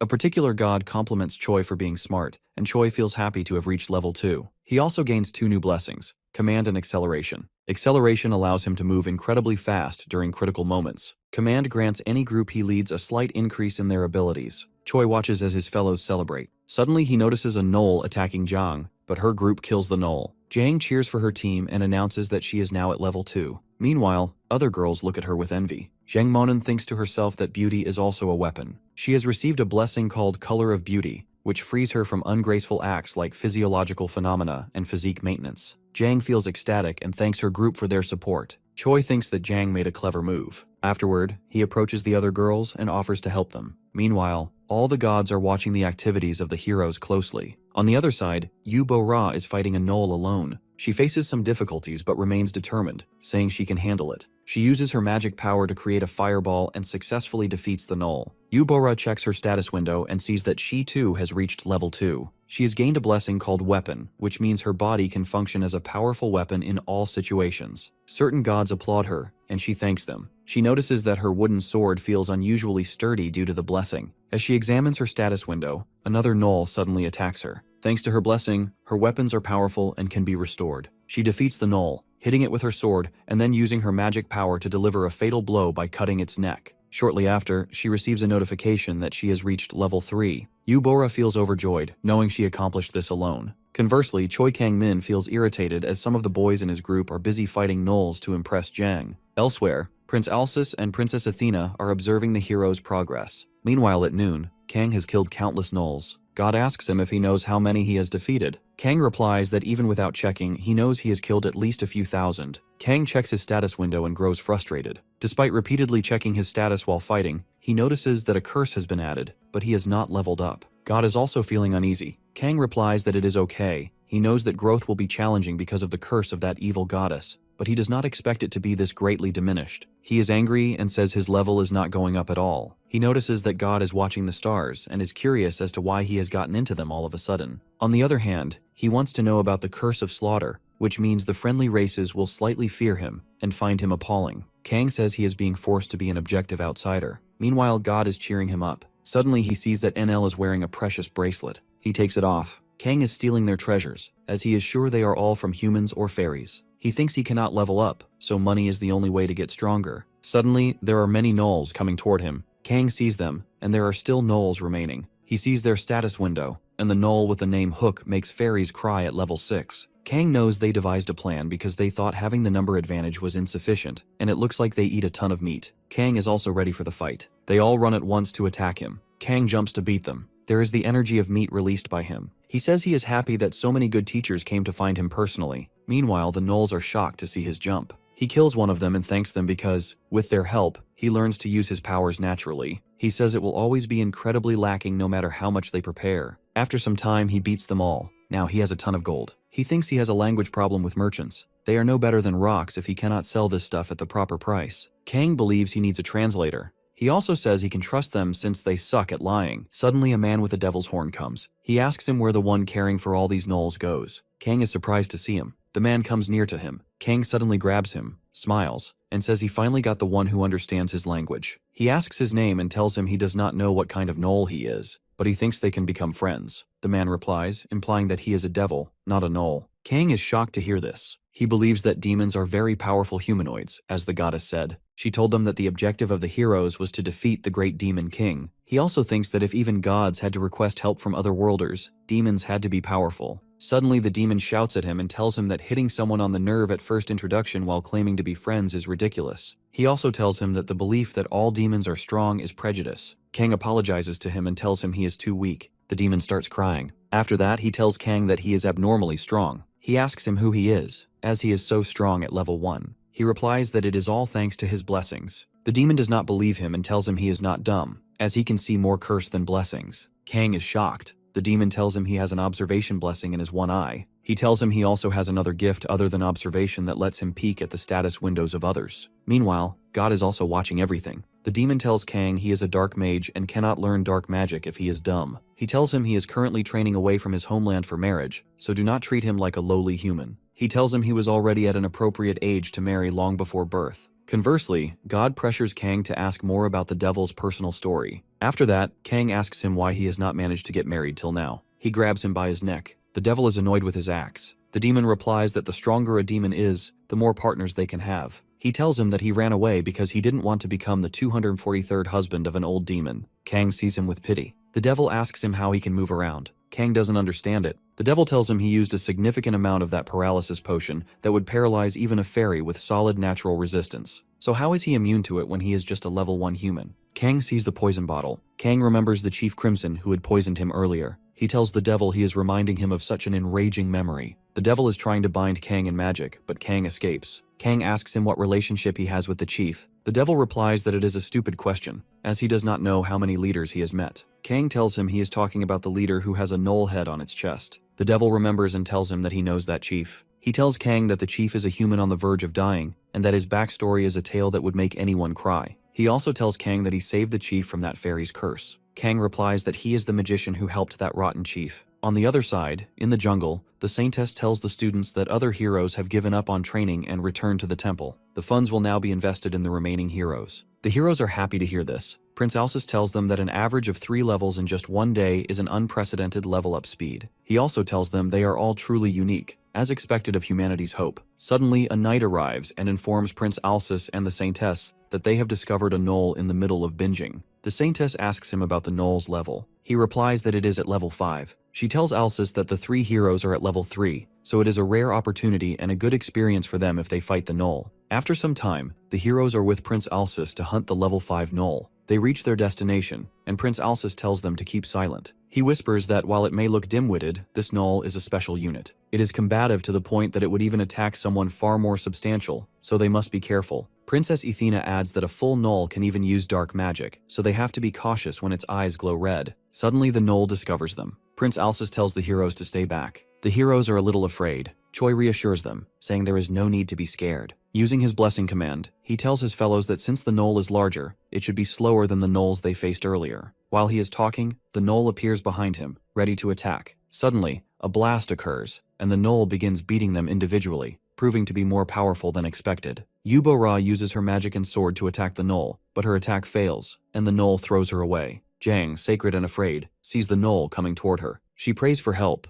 but her blessing charm works on the knoll, preventing it from attacking her. The knoll smiles at her. Suddenly, Prince Alsus arrives and kills the knoll. Jang Myeon is a little nervous. At the same time, Prince Alsus hears the sound of the heroes fighting hard against a strong opponent, suspecting they may have God's blessing on their side. The devil is panting and tells Kang how he can swing him around like a twig. Kang tells him that he has a favor he cannot do, so he wants to die. The devil uses his power, and Kang is annoyed as it feels similar to the outsider. Kang thanks him for helping the chief out of pity, but scolds him for almost dying a meaningless death. Kang asks him if he wants to get beaten up more or if he wants help. The devil replies that it is too much of a request, but he mentions a terrifying saintess in the city closest to them. He also says he cannot die without getting married. The devil looks excited and tells Kang they can go to the second closest city, and he will guide him there. Kang agrees, thinking he does not want to go to the town where the goddess's lackey resides. As they journey, the devil mentions that knights have been restricting entry into the forest for the past 2 days, so they need to take a roundabout way. He adds that he would need his identity checked, which is dangerous for a demon like him. Kang believes that if this is the case, then it cannot be helped. He thinks he would also face difficulty due to the language barrier and feels annoyed with the goddess. Meanwhile, God laughs at him. On the other side, Han Woo is walking in the jungle with girls from the mercenary guild. One of the girls teases him, saying he might be the least helpful person among all the country bumpkins she has met. She sarcastically asks if he learned about the world from a picture book, since he does not even know about an outhouse. Han Woo thinks to himself that bathrooms are not mentioned in novels or comic books. Although he wants to say something, he restrains himself because, over the past 2 days, she paid for the inn, armor, and even his weapon. Suddenly, she notices him staring intensely at her and comments on it. Han Woo nervously explains that it is just a misunderstanding and says he likes walking behind people. He smiles, thinking that a beautiful girl like her helping and looking after a stranger must be due to his blessing's unique effect. She, however, is unimpressed and calls him dumb, recalling how he attacked a slime earlier. She warns him that past this point is orc territory and suggests he start with simple errands in the village. She emphasizes that orcs are far more dangerous than gnolls and warns him not to leave the forest. Kang assures her that he understands. Meanwhile, the gods spectating the events increase. Han Woo feels smug, thinking that while others grow slowly like ornamental plants in a greenhouse, he will be active in the field and monopolize the gods' blessings. The girl finds him creepy when she sees him smiling to himself. She then explains that Gnoll territory is a tough place for a slime-ranked mercenary, which is the lowest rank among mercenaries. Suddenly, Han Woo notices he has gained a new blessing that provides bonus EXP. While he acknowledges that the blessing comes with risks, he confidently dismisses them, believing they are no problem for a main character like him. After some time, they arrive at a location. Han Woo asks her if she is sure this is where the request was made, as there are no gnolls in sight. She admits that he is right and wonders if something has happened to the forest. Han Woo smiles, joking that extraordinary incidents always happen where he goes. She does not get his point and calls the situation troublesome. While examining the map, she mentions she thought they could quickly manage the request to bring back 5 right gnoll ears. Han Woo suggests they go deeper into the forest, but she warns him it is not an easy matter. She proposes they return to the guild for new information, but Han Woo confidently tells her to trust him for the moment. She skeptically asks him why he is so confident. Suddenly, a gnoll appears and attacks. Han Woo manages to save himself but is shocked by the encounter. The girl runs toward the gnoll, shouting at Han Woo to get it together. She leaps and attacks the gnoll with her sword, but the gnoll's steel armor proves too strong. she realizes it might be a named monster. After asking Han Wu if he is okay, she prepares for another fight. The Knoll stands in front of them, and she tells Han Wu to draw his sword, explaining that named monsters are incredibly powerful. Han Wu, seeing the Knoll for the first time, admits it is scarier than he imagined. Before they can act, 2 more Knolls appear. She tells Han Wu to listen carefully and says she will draw their attention so he can escape. Han Wu refuses, joking about leaving his axe behind. She insists there is no time for jokes. Suddenly, one of the Knolls throws a stone at Han Wu, hitting him hard. Blood spills from his mouth and he faints. When Han Wu regains consciousness, he asks her about the Knolls. She replies that she is taking care of all of them and is wrapping a cloth around her injured hand. Han Wu is shocked and asks if her injury is because of him. She tells him it was her mistake and that he should not blame himself. However, Han Wu feels both guilt and anger, deeply worried about her condition. Han Wu, worried about the girl's injury, starts searching for ways to heal her through his status window. She tries to calm him down, telling him it was her mistake and that he shouldn't blame himself. Meanwhile, he gets a notification that a particular god is laughing at him and asks mockingly how he feels now. Han Wu, frustrated, yells back at the god, telling them not to laugh as this isn't funny. Suddenly, he receives a curse from the god for his behavior. The curse is that he cannot peek at things, even without physical barriers. At first, Han Wu is confused, but when he tries to see through his status window and fails, he realizes the meaning of the curse. It deeply frustrates him, and he becomes sad.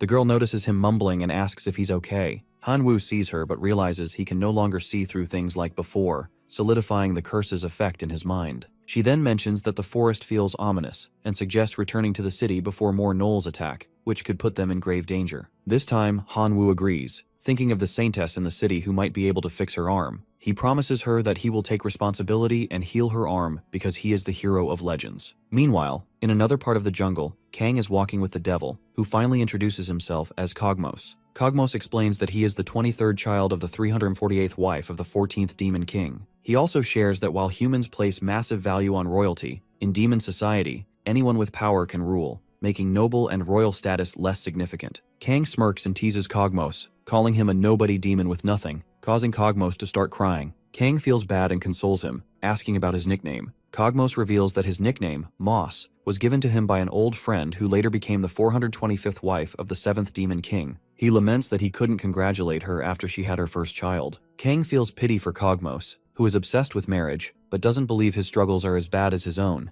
being kidnapped into a fantasy world. Meanwhile, a god watching over Kang urges him to leave the forest, calling it boring. Kang notices that this god behaves differently when he's with demons, as opposed to fairies or humans. As they continue, Cogmos spots footprints and announces that they are nearing the forest's edge. He warns Kang not to let his guard down, as beyond the forest lies the Night Kingdom, ruled by swordmasters, and it also borders orc territory. Kang seems excited, wondering if there are any strong warriors among the orcs. Cogmos warns him that orcs are on a completely different level than the Knolls they previously faced. At a cliff overlooking the orc territory, Cogmos points out the orcs below. Kang observes them and notes that they look like ordinary orcs. However, one orc suddenly sniffs the air and detects a human nearby. The orc announces to his comrades that a male human is close. Cogmos blames Kang, saying his glowing red eyes are attracting attention. Kang, annoyed, explains that he can hide them but forgot. Cogmos scolds him, adding that Kang's wealth reeks, making him a target for the orcs. Kang decides to approach them and jumps off the cliff, landing in front of the orcs. He greets them casually, but the orcs demand that he hand over everything he owns, even mocking him by calling him a pig. Kang corrects them, saying he is a human, but notes to himself that while these orcs are more eloquent than Knolls, they aren't intelligent enough for meaningful conversation. Kang realizes he has no choice but to deal with them. Cogmos had warned him that orcs are stronger than Knolls, and are skilled in teamwork, surrounding their prey efficiently. Kang, however, provokes them, asking why they don't hand over everything they have instead. Before the orcs can respond, Kang swiftly drives a dagger into the head of one orc. The remaining orcs are shocked, their expressions showing both rage and disbelief. At that moment, Kang confidently thinks about how he can manage this fight thanks to the outsider's blessing. He smirks and declares he will decide who's related to pigs. Kang continues to systematically eliminate the orcs, leaving only 2 standing. They prepare themselves for a fight, but Kang taunts Cogmos, saying he thought that orcs were stronger than Knolls. Cogmos defensively replies, they are, but he is the weird one. With a few decisive moves, Kang dispatches the remaining orcs. Afterward, Kang smugly asks to take care of them. They were easier than he expected. Turning to Cogmos, he adds, if he is going to tag along, he should at least try to help. However, Kang notices something is off with Cogmos. Before he can ask, Cogmos shakily points to the sky, where a giant dragon is soaring. To Kang's shock, Cogmos reveals that a saintess is riding the dragon. Cogmos urges Kang to carry him, which irritates Kang. Begrudgingly, Kang lifts Cogmos onto his back and starts walking, muttering about how he has never even carried his parents, yet now he's giving a demon a piggyback ride. Meanwhile, God mocks Kang, suggesting he feed Cogmos to the orcs. Cogmos, overhearing this, sarcastically agrees, adding that if anyone discovers a human helped him, his chances of marriage will drop to 0. Kang smirks and threatens to spread the rumor far and wide once they escape the forest. Cogmos, annoyed, asks if Kang is just an ordinary human. Kang confidently replies that he is not. He will become a hero. Cogmos is shocked, remarking that a hero's curse is typically only given to demons who lose to heroes and run away. This curse is known as the hero's nemesis, which makes it nearly impossible to level up, effectively reducing a demon to a living corpse. Kang, surprised by this revelation, asks if it's truly possible to gain power in this world with such limitations. Cogmos wonders aloud why Kang, despite being a lowly human, has such immense power. He speculates whether the outsider's blessing has additional effects they don't yet understand. As they discuss, Cogmos takes a peek at Kang's status window and discovers the true nature of the outsider title. He explains to Kang that the blessing resets all his progress to the beginning. That's why Kang doesn't need to eat, sleep, or even recover from injuries. They simply vanish as if they never existed. Cogmos declares it a cheat-like blessing, but Kang bitterly disagrees, calling it more of a curse. No matter how much experience Kang gains, his status always resets, preventing him from growing stronger. Cogmos asks how Kang plans to become powerful with such a limitation. Kang grimly replies that he will figure it out. At a temple, one of the heroes angrily complains about losing battles, but his comrade Choi calms him down, reminding him that they're not the only ones struggling. Prince Alsus enters and encourages the group, stating that they are leveling up quickly, even if they are only at level 4. However, he worries about the shortage of enemies to hunt, which could slow their progress. The commander informs Prince Alsus about strange developments in the forest. Initially, they believed the annihilation of the Gnolls' territory was the work of a famous mercenary group. However, further investigation revealed that the sword techniques used to eliminate the Gnolls were identical across all the bodies, suggesting it was the work of an order of knights. Prince Alsus orders the commander to delegate the investigation to the Intelligence Guild while preparing for the heroes to hunt orcs. The commander is shocked but compiles, knowing they need the heroes to grow stronger. Back in the forest, Han Wu finally arrives at the city's outskirts, carrying the injured girl on his back and panting heavily. Prince Alsus is shocked to see him like this. Instantly, Han Wu shouts and asks for the Saintess. Han Wu's fellows are also shocked to see him. Han Wu shouts again and says he heard how she returned to the temple. Prince Alsus tells him to mind his manners. Han Wu apologizes and tells him that a girl's life is on the line because of him. Suddenly, Princess Athena comes there and is shocked to see the girl. It seems they both know each other. The girl tells them that she is just an ordinary mercenary now. After that, Han Wu tells Princess Athena to take him to the Saintess. Meanwhile, the Saintess comes and angrily says it is deafening out there. She asks them what is happening here. Prince Alsus says that the hero Han Wu has returned. Han Wu is about to request her, but the guards stop him. At the same time, the Saintess sees his status window and tells him that he is already at level 1 with the curse. He replies that he also recruited an excellent comrade. Then, the Saintess sees the status window of the girl with Han Wu. Her name is Arya, and she is a level 12 player. The Saintess thinks that she has a B-rank noble blessing. If she is not a Marquis, she is probably a daughter of a duke. She says Arya is excellent. Han Wu tells the Saintess that Arya protected him with her life. He can say she is worthy. The Saintess tells him to take a look around. She tells him that there are Templars and Knights over level 30 who will gladly sacrifice themselves for the sake of humanity. She asks him how exactly Arya is excellent compared to them.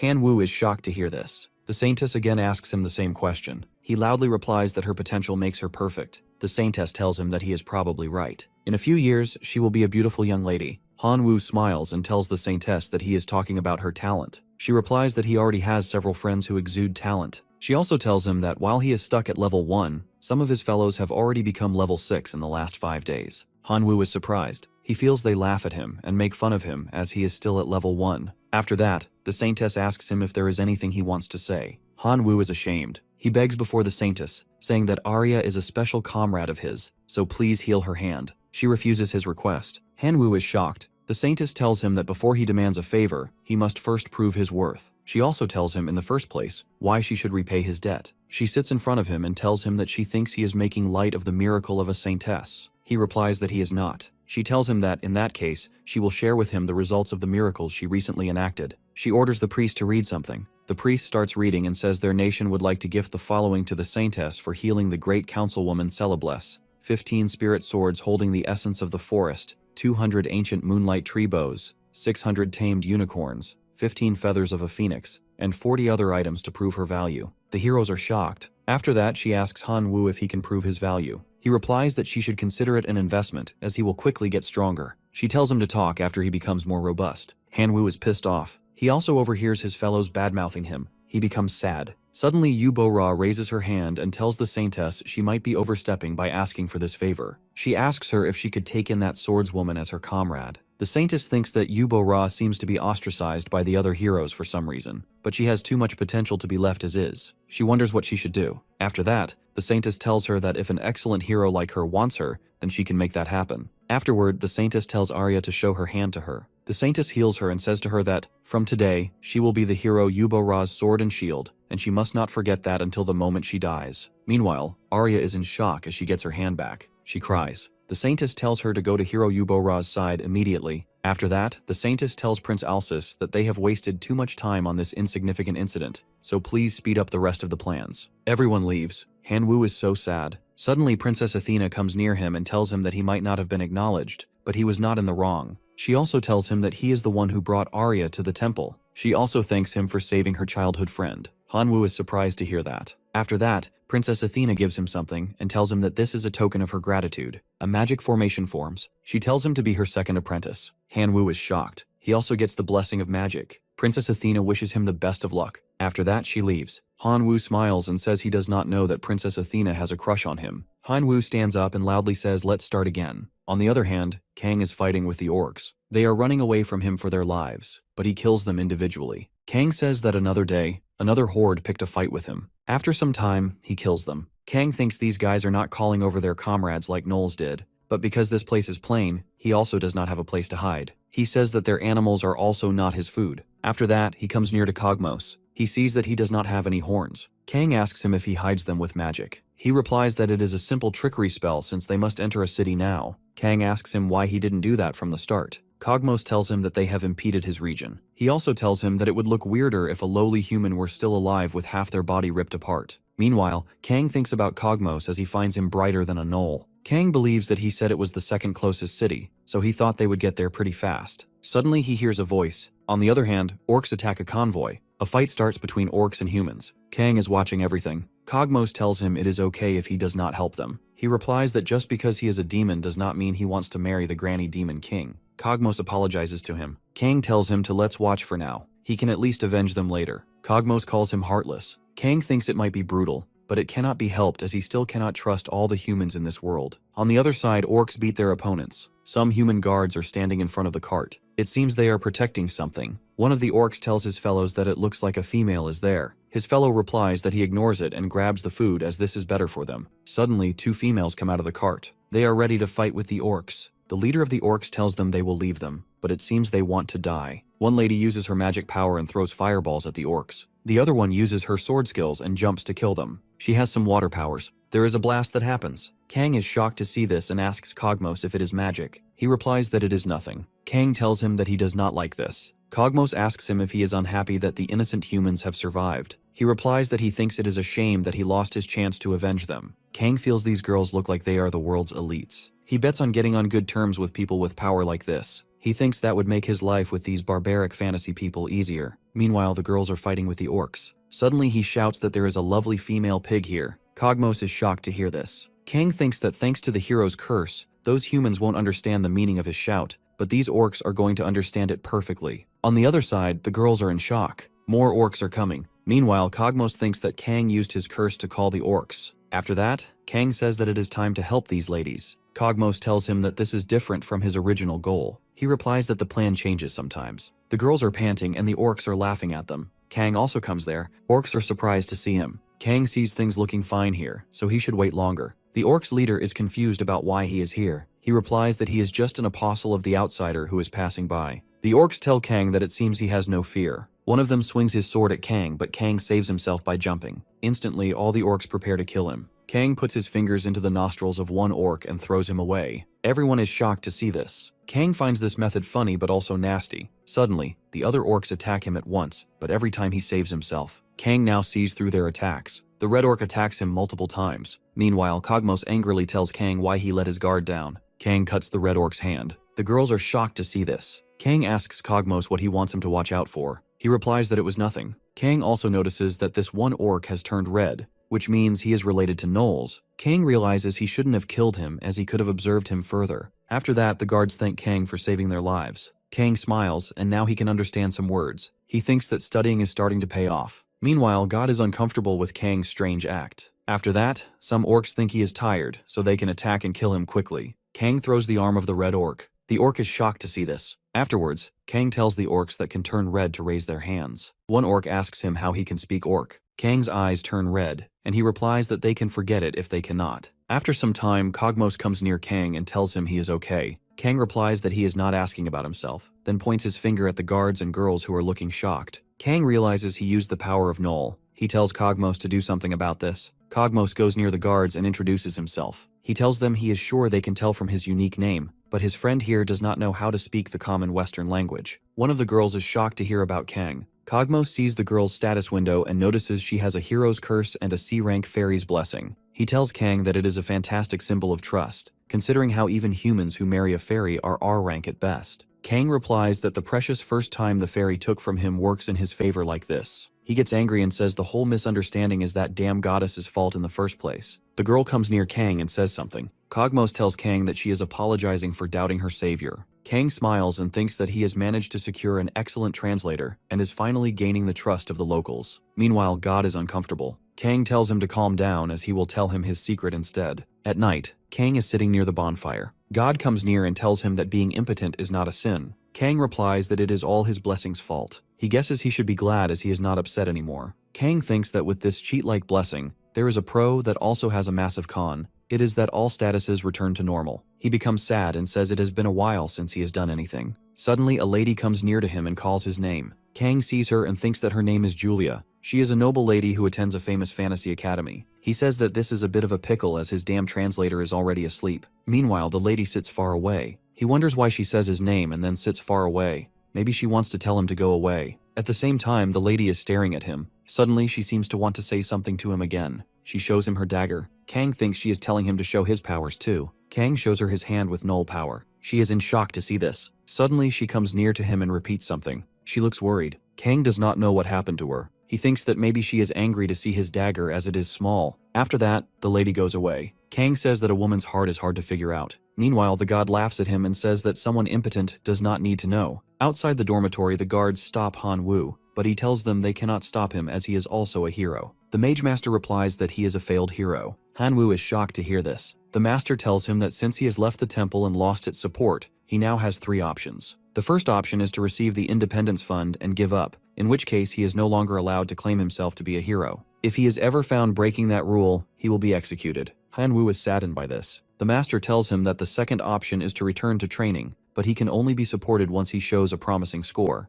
Han Wu thinks about how his classmates will make fun of him. He is now curious about the third option. The Master explains that the third option is to entrust his body to the temple, where they will take care of everything for him, from finding a noble to marry to ensuring his retirement. However, he is not allowed to leave the temple for the rest of his life. Han Wu quickly decides to pick the first option, thinking he cannot live his life trapped. The Master gives him a contract to sign. Han Wu asks why they need a warranty for this purpose. The Master explains that it would be wrong for a hero who leaves the temple to ruin the reputation of the remaining heroes, so it is a safety device. The Master then gives Han Wu some independence funds and a few identities to replace his status as a hero. Han Wu is happy after receiving the funds and remarks how this differs from the novels. The Master is surprised, but Han Wu quickly tells him to ignore it as he was just talking to himself. Han Wu reflects on how, in fantasy novels, characters who abandon kingdoms or temples are viewed as hypocritical and evil. Han Wu asks the Master if he can use the money however he wants. The Master allows it. Leaving the temple, Han Wu considers how tempting it is to get together with a noble girl. However, he decides that his path is different, as he is going to live as a real hero. Afterward, he heads to the slave market. Meanwhile, a helper informs the Saintess that hero Han Wu has deserted his mission. The Saintess worries about the decreasing number of heroes. She thinks it will become a problem if the numbers don't increase,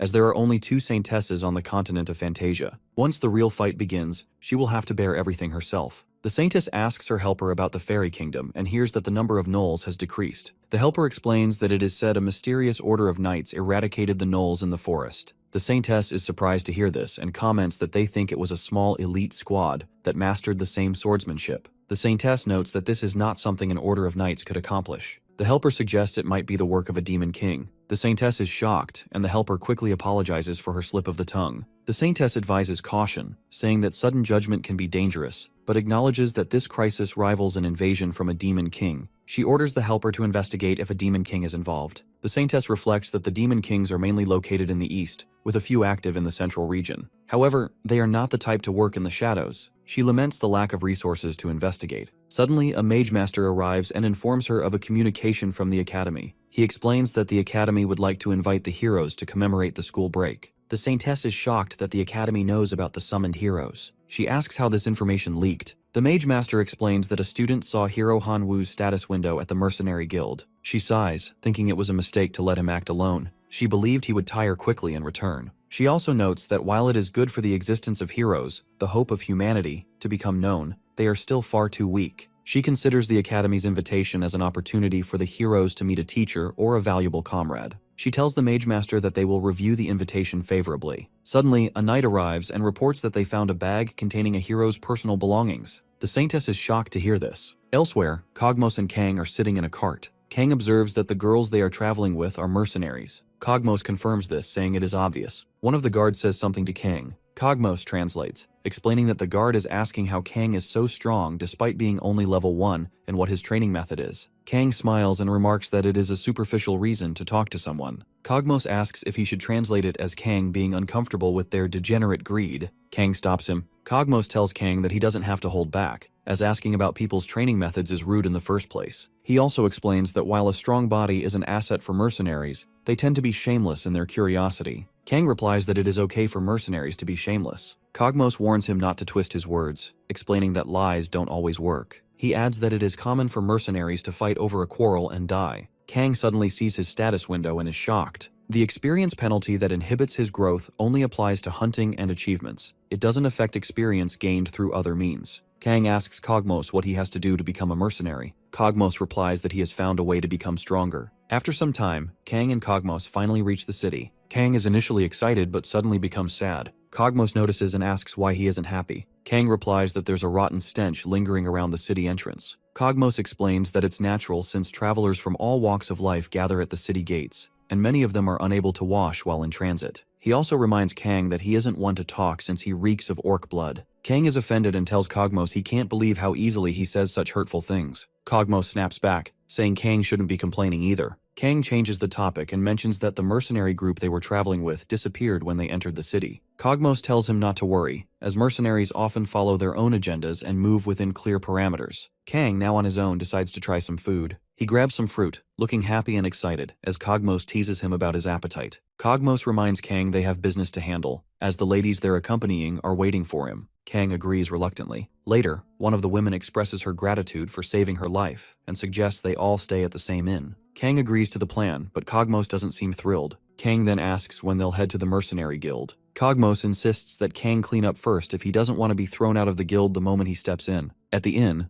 Kang freshens up, and his clothes are cleaned by a slime, a trained creature that eats dirt off the fabric like a natural washing machine. Kang is fascinated by the slime and even plays with it, but Cogmos warns him that trained slimes are expensive and worth their weight in gold, so he shouldn't even think about taking one. After cleaning up, Kang complains that he doesn't have good clothes to wear. Cogmos, having anticipated this, reveals that he already bought clothes for Kang. Though reluctant, Kang changes into them. However, when he steps outside the inn, he feels dissatisfied with his appearance and annoyed. Meanwhile, Cogmos is enjoying himself with the ladies, which makes Kang a bit jealous. He mutters to himself, hoping Cogmos gets some divine punishment. To Kang's surprise, the ladies soon join them, looking stunning and drawing the attention of everyone around. One of them apologizes for being late, but Cogmos reassures her, saying they just arrived. Kang, however, is annoyed and asks Cogmos to suggest eating something delicious first. Cogmos agrees and offers to take them to a restaurant. Julia, one of the ladies, says something to Kang, and Cogmos translates it, explaining that she's interested in going wherever Kang wants. This catches Cogmos off guard and visibly irritates him. Kang, now smiling, tells Cogmos to inform her that he also wants to eat. On the other side of the city, Han Wu arrives at the slave market. He is shocked by how proudly it operates. As he walks through the market, he spots a muscular enslaved man and thinks he'd be perfect for errands. However, Han Wu is also appraising other enslaved people, trying to determine the best choice. Suddenly someone comments that those slaves aren't good. Han Wu turns to see a fellow hero he recognizes from his training days. He's shocked and curious about why the boy is there with a large, intimidating man. The boy casually explains that he left the training program as well and took the independence money, just like Han Wu. Han Wu nervously tells him to keep it a secret. The boy laughs and assures him there's nothing to worry about. He even suggests they get along since they're now in the same situation. The boy offers to share useful information with Han Wu and points to a man in the market, explaining that he's in charge of premium slaves who aren't displayed publicly. He adds that if the man finds out Han Wu is a hero, he'll introduce him to better options. Han Wu is shocked but listens as the boy explains that technically, checking someone's status window isn't against the contract. Han Wu agrees with his logic. The boy then asks Han Wu if he has decided on which enslaved person to buy. Han Wu refuses to answer, feeling suspicious of the boy's overly friendly behavior, especially since they never interacted much back on Earth. As Han Wu leaves the market, the boy calls out, inviting him to come to the inn at the eastern city gate later to show off his slave if he wants to boast. Han Wu agrees but remains cautious, thinking the boy seems too friendly for someone who hardly spoke to him in the past. Meanwhile, the boy watches him leave and notes to himself that Han Wu is surprisingly careful. Han Wu, armed with a strong clue about his ideal choice, approaches the man in charge of the slave market. He declares his intention to buy an enslaved person. The man, upon reading Han Wu's status window and realizing he's a hero, becomes enthusiastic and warmly welcomes him. After some small talk, the man asks Han Wu what kind of warrior he's looking for. Han Wu surprises him by requesting a strong female warrior. Intrigued, the man tells Han Wu that they have someone fitting his description and decides to make an exception by showing her to him. The man leads Han Wu to a private area, keeping him curious. When they arrive, he reveals a powerful female warrior named Marasi, who was once a notorious bandit operating in the northern regions of the Night Kingdom. She ended up enslaved after her subordinates betrayed her. Han Wu is stunned to see her. The man elaborates that Marasi is incredibly strong, capable of wielding a massive two-handed axe with ease. He instructs her to display her status window, revealing that she's level 17 and possesses multiple blessings despite the slave curse. The man explains that the slave curse binds a person to a master, nullifying their free will and ensuring absolute obedience. He assures Han Wu that a proper command can prevent any betrayal. Despite his reassurances, Han Wu remains slightly uneasy. The man, sensing his hesitation, laughs and insists he's offering her at no profit to honor Han Wu as a hero. Han Wu, however, clarifies that he's searching for a strong yet slender female warrior, not necessarily someone as intimidating as Marasi. The man agrees to let him choose from their stock and remarks that Han Wu's blessings will undoubtedly guide him. Han Wu takes his time inspecting the candidates and eventually picks 3 female slaves. The man introduces them as Lusa, a level 6 red-haired woman with a charm blessing, Sarah, a more slender and agile warrior, Kana, a robust yet lithe combatant. The man finalizes the ownership transfer by destroying their previous contracts and emphasizes the importance of giving clear orders, as there have been instances of slaves rebelling or escaping. Han Wu nods, pays the man, and thinks to himself that with proper care and love, these women will never betray him. He then commands them to follow him, stating that they'll purchase weapons for their upcoming missions. The women obey him without question, and Han Wu smiles, satisfied with his new companions. Meanwhile, Kang is struggling at the mercenary guild. He reflects that while eating and visiting the guild went smoothly, he didn't anticipate needing to provide a signature for registration. Frustrated, he realizes he never learned how to write properly. Cogmos notices his struggle and reassures him that many mercenaries face the same issue. He hands Kang a paper with a sample signature and advises him to copy it. Kang, though annoyed, reluctantly tries. 10 painstaking minutes later, Kang finally finishes copying the signature. Proud of his work, he looks excited, but Cogmos bursts into laughter, teasing him about how laborious the process was. Kang, confused by the reaction, watches as the receptionist accepts the paper and completes his registration. Suddenly, Kang feels a strange sensation. He's blessed with a mercenary blessing and is assigned a D rank on his first evaluation. Cogmos smiles and explains that Kang should thank the 2 ladies nearby, as they vouched for his skills with their own high ranks. Kang feels embarrassed but refuses to thank them directly. Cogmos scolds him and jokes that he'll buy Kang a children's picture book to practice writing. Soon the ladies approach Kang and one hands him a scroll. Curious, Kang reads it. Cogmos translates, revealing that it's Kang's first mission, orc subjugation. The task is straightforward: reduce the orc population and prevent their reproduction. The reward is based on the number of orc noses he brings back. Kang is delighted, calling it a sweet gig, and immediately starts plotting. He mischievously considers using the pretty ladies as bait for the orcs. Unbeknownst to him, the women are watching him closely, possibly suspecting his thoughts. Cogmos interrupts Kang's scheming and asks if another slaughter is on his mind. Kang denies it, smirking, and declares, "This time, it won't be slaughter, it'll be destruction." Kang and his group find themselves in the midst of an intense battle against the orcs. Julia is fiercely fighting but gets caught off guard when an orc grabs her by the face and slams her down with tremendous force. Injured but resilient, Julia tries to recover. Her companion quickly intervenes, telling her to duck as she hurls a fireball at the attacking orc. The flames engulf the creature, saving Julia. Grateful, Julia thanks her, but the girl advises her not to push herself too hard, reminding her that tougher battles lie ahead. Julia, brushing off the concern, assures her that she can handle this much. Suddenly, to their shock, the injured orc rises again, ready to strike. Just as it appears dire, another orc attacks the first one from behind, and both fall, lifeless. Meanwhile, Lusa, the daughter of a count, observes Kang from a distance. Having met kings, merchants, knights, and even fairies in her privileged life, she reflects that none of them are as unique as Kang, who is relentlessly slaughtering the orcs. Kang, wielding his null power dagger, cuts through the orcs with ease despite the limitations of the hero curse, which could lead to suspicion of him being a demon. However, his fair's blessing, considered the ultimate certification of a person's true identity, silences any doubts. The remaining orcs, terrified of Kang, try to flee, but he relentlessly chases them, driven by a single-minded determination to exterminate them. Leah, worried, shouts for Kang to stop and rest. Surprised, Kang halts and notices Lusa sitting down, seemingly exhausted. She contemplates Kang's efforts, marveling at how he has nearly eradicated all the orcs in the area without even breaking a sweat. Julia soon joins her, asking if she's okay. Noticing Leah's tired demeanor, Julia teases her for asking for a break first. Lusa retorts, pointing out Julia's shaking legs, which embarrasses her slightly. Julia then praises Kang, calling him amazing. Lusa agrees, crediting his blessings. But Julia clarifies, saying it's not the blessings but his sheer talent. Julia elaborates that Kang's swordsmanship is on a different level. She explains that his technique is dangerous and unstable, with the potential to destroy his body if he makes even the smallest mistake. And yet he's been maintaining it all day. Shocked, Lusa questions if such a thing is even possible. Julia admits she isn't sure, noting that even she was considered a genius while growing up. But Kang's skill seems beyond that. Meanwhile, Kogmo suggests they take a break. He hands Kang a step-by-step picture book to help him learn the common language. Kang begins reading, drawing the attention of the girls who silently watch him. Meanwhile, Julia announces that she has reached level 15, causing Lusa to feel slightly envious as the gap between them grows. She reflects on the system that makes it easier to level up and rank higher the stronger someone is, while a drop in rank results in losing all associated benefits. Julia then declares her goal of achieving B rank, shocking Leah. She warns Julia not to push herself too hard, but Julia brushes it off, saying they'll be fine with Kang around. Julia adds that while Kang seems overly focused on hunting, he is also deeply preoccupied with ensuring their safety.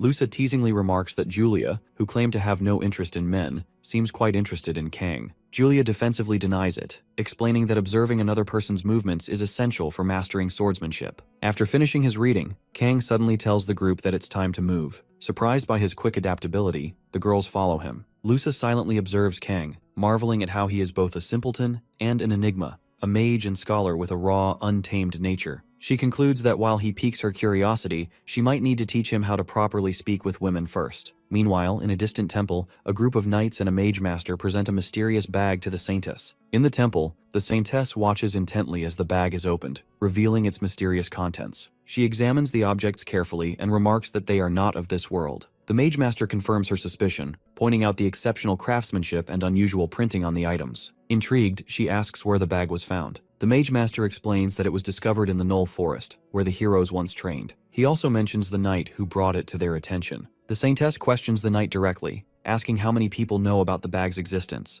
The knight assures her that only he and the commander of the knights are aware of it, and the commander had ordered him to report directly to her. Satisfied, the saintess acknowledges his diligence and praises his efforts, promising to ensure he serves the temple for life. Overjoyed, the knight bows in gratitude, but her tone sharpens as she commands him to forget everything about the bag, warning him that failure to do so will result in his death. The knight solemnly agrees and leaves with the priest. Once alone with her assistant, the saintess contemplates the bag's significance. She orders her assistant to study the lettering on the bag and learn its pronunciation from one of the heroes in the temple, emphasizing the importance of keeping her intentions secret. The assistant promises to follow her orders. The saintess ponders the situation, suspecting the bag's existence might be a mistake of the gods. She hesitates, questioning whether covering up its discovery is the right course of action. Before she can dwell further, her assistant interrupts, reporting a serious incident in the Forest Hunter village. Confused, the saintess listens as the assistant explains that the councilwoman, Sis, attempted to cover up a brutal murder incident. The bodies of the perpetrator and sacrificed fairies were found, and the villagers claim it was the act of a vengeful spirit. The saintess considers the possibility that the so-called vengeful spirit might simply be a survivor who exacted revenge. She orders her assistant to acquire a sketch of the alleged outsider to investigate further. Meanwhile, Kang sits by a bonfire at night, studying a picture book. His quiet moment is interrupted as the god observing him comments on the book. Kang jokingly asks if the god enjoys the book, and the god replies affirmatively. Curious, Kang asks about the whereabouts of the other gods, wanting to avoid them. The god points in a direction, implying most gods reside near the temples. Kang deduces that the Order Temple and the saintess of the evil goddess must be nearby, deciding it's best to flee northeast until he grows strong enough to confront them. Suddenly, Kang senses something unusual. Humans have surrounded the camp. He wakes up Cogmos and alerts him to the danger. Cogmos confirms Kang's observation and asks how he can sense the attacker's levels from a distance. Kang explains that gnolls possess a similar ability, leaving Cogmos impressed. Without wasting time, Kang wakes the girls, who spring into action, alarmed by the imminent threat. The group leader of the attackers steps forward, speaking in his native tongue. Cogmos translates, revealing that the group demands Kang's spoils from monopolizing all the orcs in the area. He adds that the attackers promise to spare the noble ladies, but will surely kill the rest if they resist. Kang smiles mischievously, mocking the attackers, calling them classy bastards. The girls shout in defiance, preparing to fight, while Cogmos nervously reminds Kang of the attackers' superior numbers. Kang, however, remains eerily calm, smiling as he mutters something incomprehensible. Cogmos grows concerned, asking if Kang is all right, but Kang ignores the question, stepping forward with resolve. As the tension escalates, Kang whispers, they should go to the afterlife together. Kang thinks that the opponents are more than he expects. After that, he sees the girls and feels that it is going to be hard to fight while protecting them. Suddenly, he comes up with an idea and shouts that strong females are here. The opponents are shocked, but they shoot arrows at them. Kang stops them by throwing away their arrows. Meanwhile, he runs towards them and kills the man. The people are shocked as the orcs also arrive.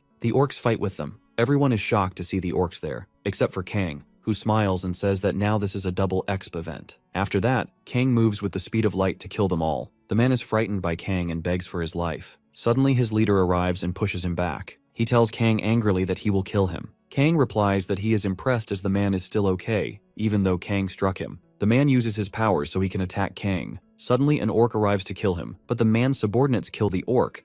After killing the orc, they all team up and run towards Kang to kill him. Kang uses his Gnoll power dagger to kill them, but the leader attacks him from behind. The man smiles after hitting him. Kang tells the man it is a shame for him. The man gets scared of him. After that, Kang runs his hand across his body and kills him. Afterwards, he sees the girls. He notices both girls fighting with the men and doing well. He realizes that both girls are looking busy as they kill everyone there. After some time, he comes to the market with the orcs' noses. He tells the lady that these are enough. She is shocked to see so many orcs' noses. Kang says he could have gotten more without the nobles. The lady, Cogmos, tells him he is dumb as they are nearly dying from exhaustion. Kang replies that he knows she means Lusa, that he has completed the proof of request. The girls are happy. Cogmos translates and tells Kang that they are saying they leveled up 2 whole levels while hunting with him. Julia is at level 16 and Cogmos is at level 20. Kang smiles and says that even a mediocre demon like this guy is level 20. He wonders how much he has leveled up. Kang is at level 1. He asks the god what is going on in the world. Meanwhile, the god is staring off into a galaxy far away. The world in the beginning is empty. Stars form in the open world, and after a long time, living beings are born. This is a tale about a certain god. The living beings soon start finding out about it. People start praying to God, and hence it becomes a god.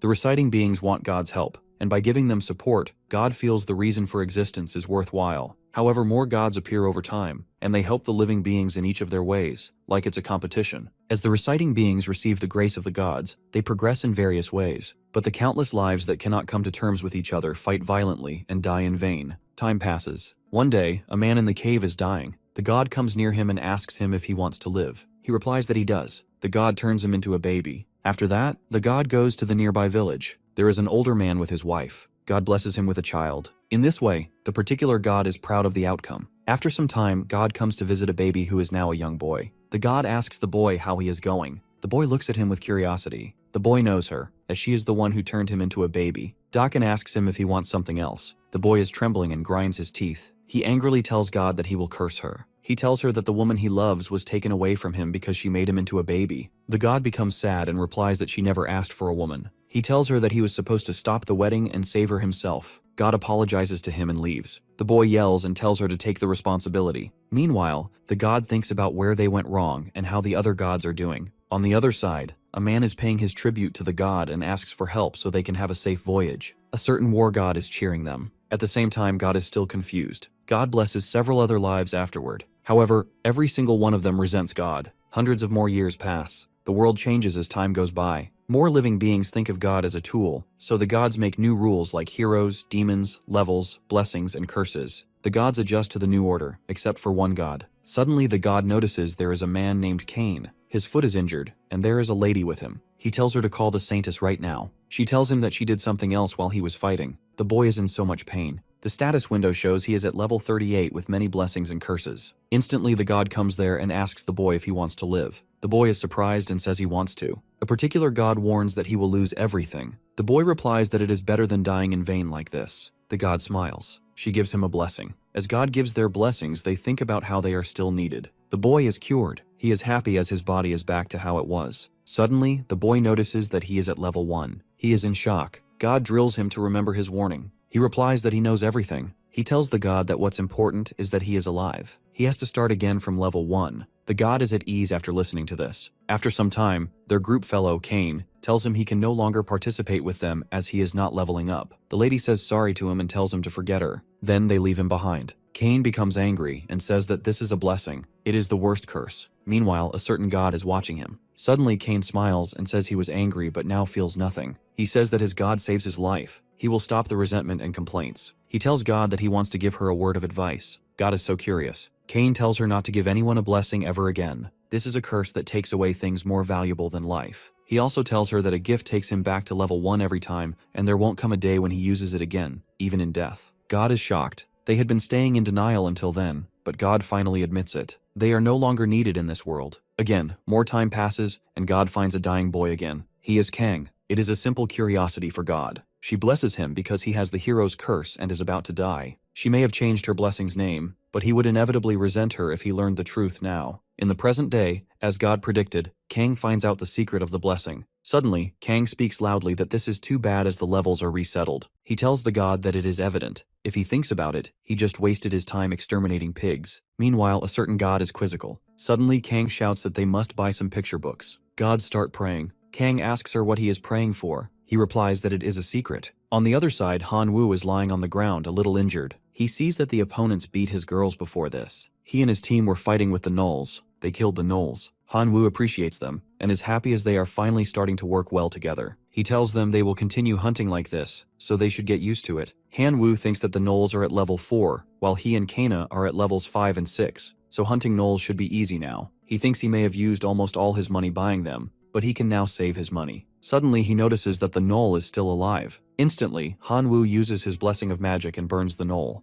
Han Wu looks happy and thinks that the magic blessing he got from Princess Athena already has this much firepower, as a unique main character should. Suddenly, Park Han-young comes with his guard. He tells Han Wu that he is perfect at fighting and was going to give him a hand if it got dangerous. Han Wu replies that if he is going to hunt, he should do it over there as he got there first. Park Han-young smiles and replies that he does not want to. Han Wu thinks, as he expected, that this guy is trash. In their original world, Park Han-young would always go around in groups bullying people. He also made fun of him and called him dumb. Han Wu thinks that here in this fantasy world, he is the hero and main character, so no one can stop him now.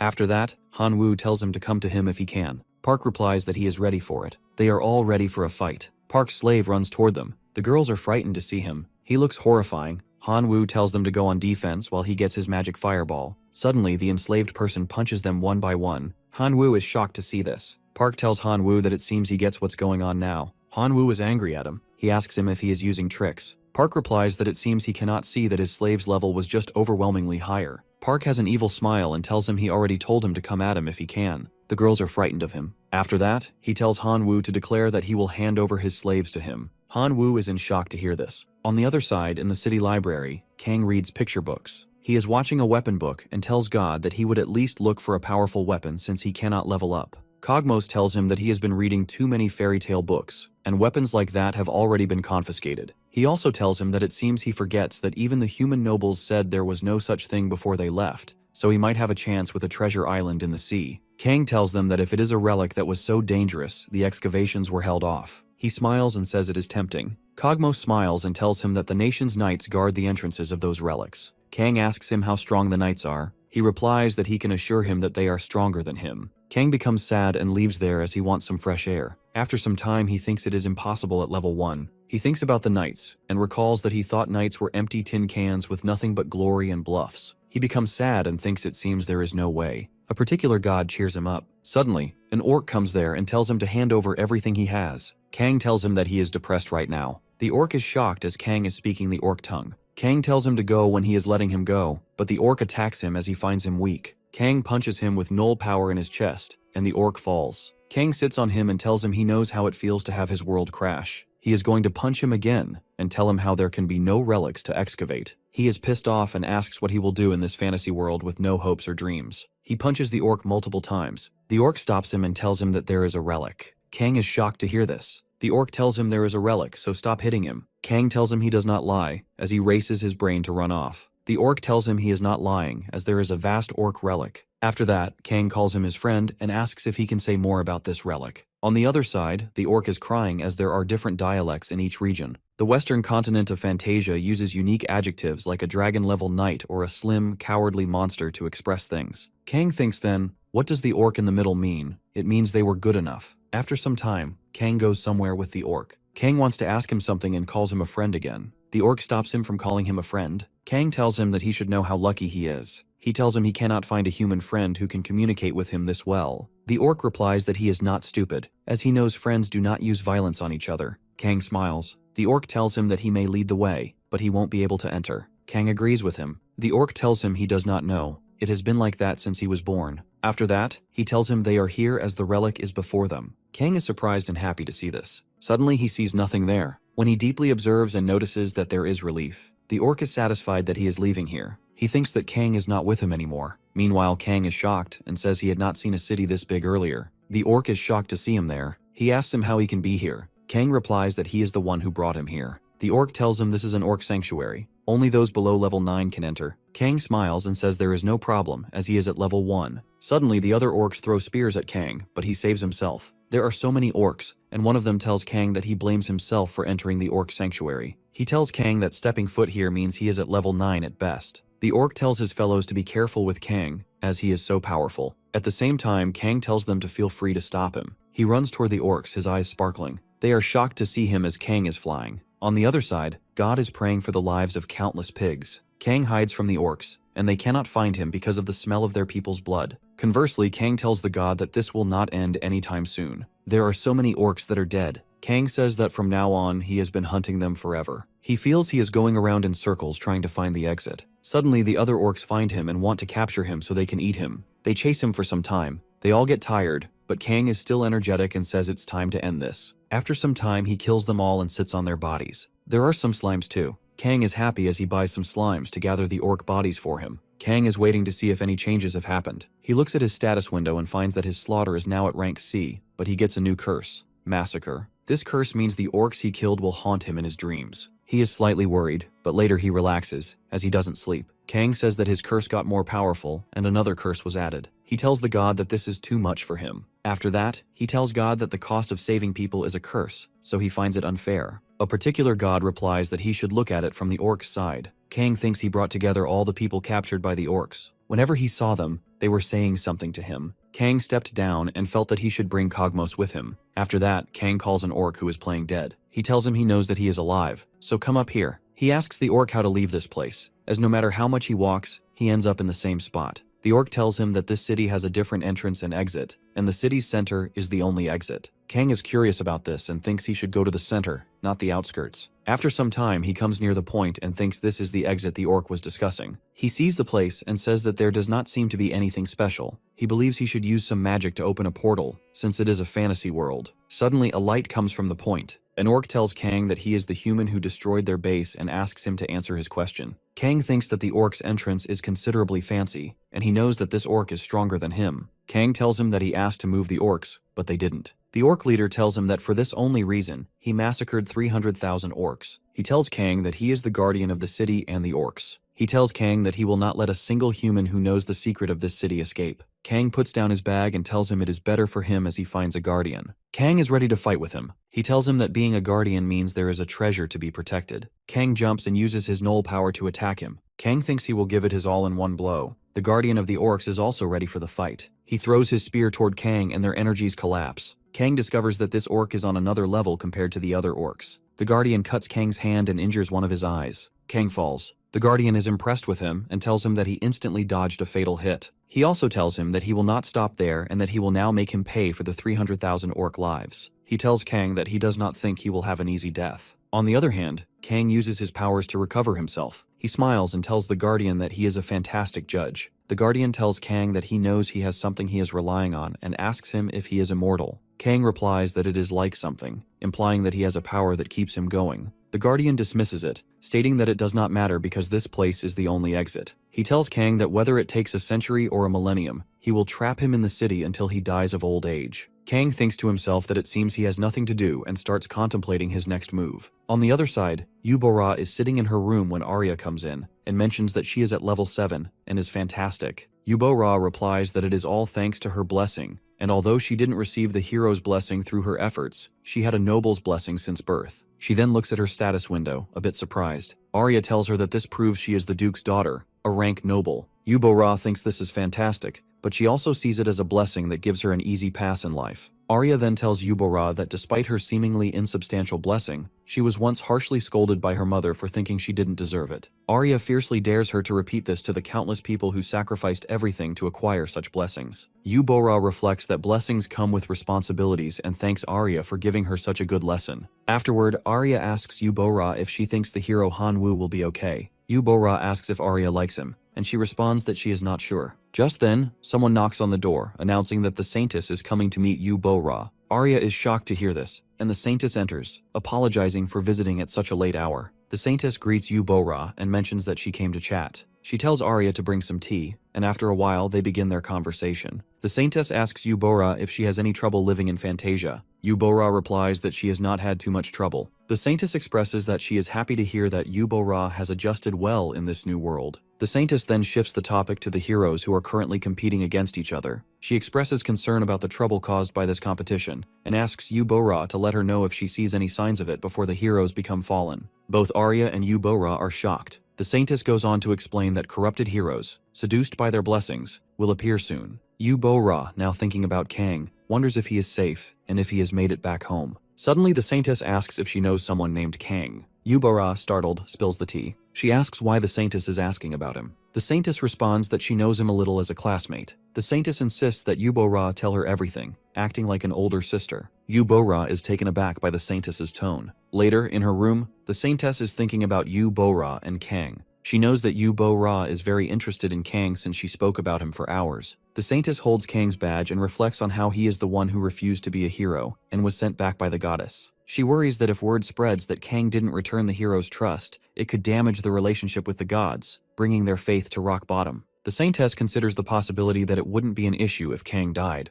All she would have to do is hide the evidence, but she's slightly worried if Kang is still alive. Meanwhile, a certain arrogant god of benevolence is watching over her. The Saintess, sensing this, is shocked and starts panting. The god of heroes knows their locations because he gave them the blessings, and the Saintess realizes that if she can't find Kang, her plan could be compromised. The Saintess believes she must act quickly to find him and erase all evidence of his existence. Her most urgent task is to launch a search network without letting anyone know. Meanwhile, the god watches the Saintess, peeking at her plan, and leaves silently. Kang continues his intense battle with the Orc Guardian, determined to fight until his last breath. The Guardian asks him how long he plans to endure this futile struggle, to which Kang replies that he will keep fighting until he dies, constantly attempting to defeat him. Their battle resumes, but Kang continues to fail in overcoming the Guardian's strength as the Orc's spear strikes him repeatedly. In the midst of the battle, a boy named Bruce arrives, announcing that he is at level 9. Bruce was the temporary leader of a group of indigenous people who had been saved from the Orc hideout. However, Kang cannot understand what Bruce says. Just as the situation is becoming tense,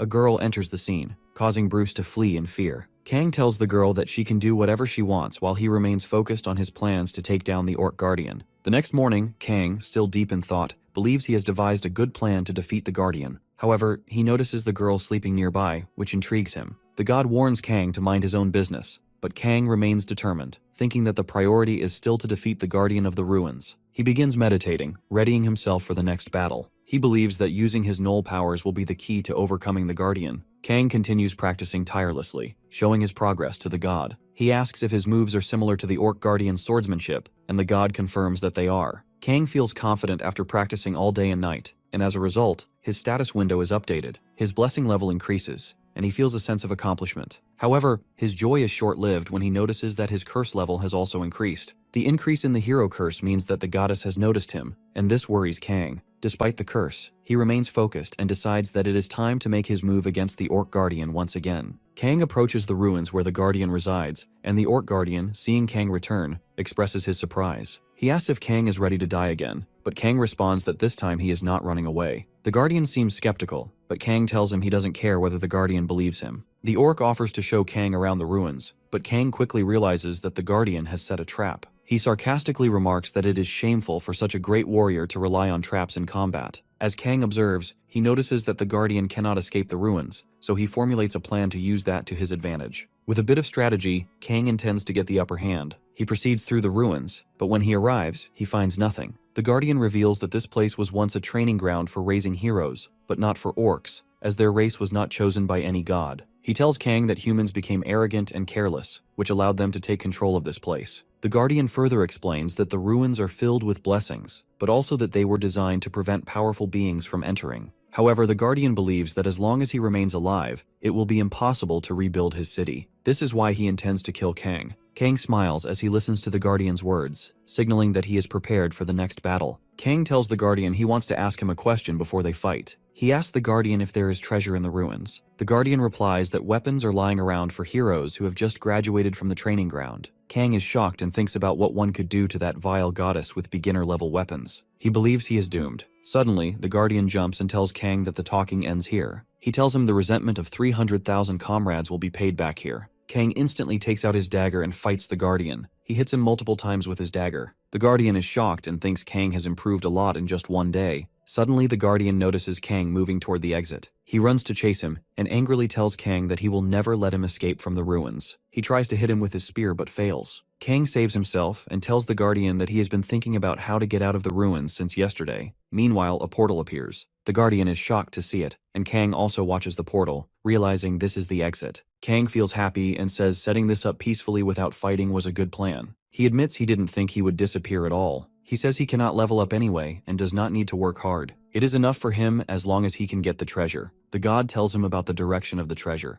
Kang sees it and thinks there is a place like this behind all the destroyed buildings. He believes there really would be treasure there. After some time, he finds the treasure and becomes happy. He holds a sword from the treasure. God tells him it is a beginner hero's holy sword. The sacred sword has a plain appearance without decorations, but is a powerful weapon filled with divine energy that shines brightly. Kang knows this is a weapon for beginners, but he is curious why it was left like this. Kang starts waving the sword. God tells him the holy sword can only be held by heroes. Suddenly, Kang feels the sword becoming heavy. God tells him he can have it as a hero. Kang replies that it means the sword hates cursed heroes. He breaks the sword with his dagger. Kang says he cannot use it, so it is only fair that other heroes cannot. God admires him for his fairness. Kang then destroys every sword there. He picks up the last one and is about to break it when he suddenly feels this sword is lighter than the others. He realizes this sword does not affect the curse. Kang says that in that case he will destroy everything else. He destroys everything in the treasure except the last sword. After that, he sees his status window, where the curse holy sword is added. Kang gets angry as he receives the holy sword curse. On the other side, Jang Meon sees Choi at the temple. Choi sees his status window and finds a new blessing. He has so many blessings with no curse at all. He thinks if this is the reward, he will have to put up with it even though he is tired. He realizes this is what they mean by God's interest, as he gets the blessing in just a few days. Choi thinks the upcoming tournament will be an easy win for him at this pace of growth. He believes he will prove it to everyone by winning the prize of the Holy Sword. Conversely, a hero and a demon king, a prince and a princess, knights, wicked women, and even tyrants appear like regulars in romantic fantasies, so anyone is okay. Jang Mi-yeon is thinking about all this. Suddenly she shouts and asks why she has to fight. The boy tries to calm her down. She feels disappointed because she dreamed of being protected by a handsome knight, but instead, she has a Shield A who is timid and foolish and overall ranked 4th, Shield B who is selfish and sly and overall ranked 5th, and Shield C who is a concept freak who listens well and is ranked 7th. She sighs and thinks she only has these 3 shields. Suddenly she apologizes to them for being harsh. The boy asks her why she called them. She replies that there is an important issue and she called them because of it. She tells them there is secret information. Soon, they will be picking a hero to send to the academy. The boy gets annoyed. She tells them she is getting into the academy and that her true fantasy life begins there. Suddenly, a boy who is Shield C bows down in front of her and asks if all those who wish to enter are allowed. Jang Mi-yeon replies that priority is given to heroes with high overall scores, and that, in total, only 4 people will be selected. The boy tells her there will be bloodshed within the faction, but assures her she has nothing to worry about. After that, another boy asks her why she is sharing this information with them. Jang Mi-yeon replies that she wants them to enter together. She also tells them that she is earnest about this. Shield B gets angry and tells her he does not want to clean up her mess with the prince who rides the white horse she is going out with. Jang Mi-yeon promises him she won't do it, and if she breaks her promise, she will grant him a wish. The boy is shocked to hear this. She also tells them that the gods are listening to everything. Suddenly, Shield A comes forward and tells Jang Mi-yeon that he will come along as long as she likes it. The third boy also agrees with her. After that, the second boy says that no matter how much he thinks about it, he feels like he is being deceived, but he also agrees with her. Jang Mi-yeon becomes happy and thanks everyone. On the other side, in the ruins, Kang is so pissed off after getting the curse. He says they cannot curse him just for breaking a couple of swords. After that, he reads about the Holy Sword curse. He holds the Holy Sword and says that if destruction resistance is included even with a defective Holy Sword, then what should he do? Meanwhile, the god expresses condolences to the Maker. Kang tells her the Maker probably didn't know a hero would break the Holy Sword. He thinks that out of the countless Holy Swords, only one is left, a Holy Sword that becomes stronger from a curse. After that, he tells the god they must leave from there. He comes to the place where he thinks the orc disappeared. Kang asks how he turns on the portal. Suddenly, he notices the orc guardian appearing again, running toward him to kill him. Kang feels that this time, a lot has changed. He is ready for the fight. He tells the orc guardian that if he leaves the ruins, he will start to age. The guardian is going to attack him, but Kang is also ready and says it is time to test his holy sword. He hits the orc guardian, and the guardian flies away. Kang tells him that now it is his turn to cut his arm. The orc guardian tells him that the price of eating away at his youth is very high. He uses his powers and heals his arm. He tells Kang that he has been ignoring the deaths of 300,000 of his comrades and defending his youth because of his dirty tricks. He jumps and makes a circle of his powers to attack Kang. Kang is conscious of his moves. The orc guardian attacks him, but Kang cuts his neck with the holy sword. Kang tells him that a day has passed, but he has not progressed. Kang says he does not need to use any tricks, explaining that he only used dirty tricks when he was weaker than his opponent. The god tells him that the fight is not over yet. Suddenly, Kang notices that the orc guardian is still alive, regrowing his head.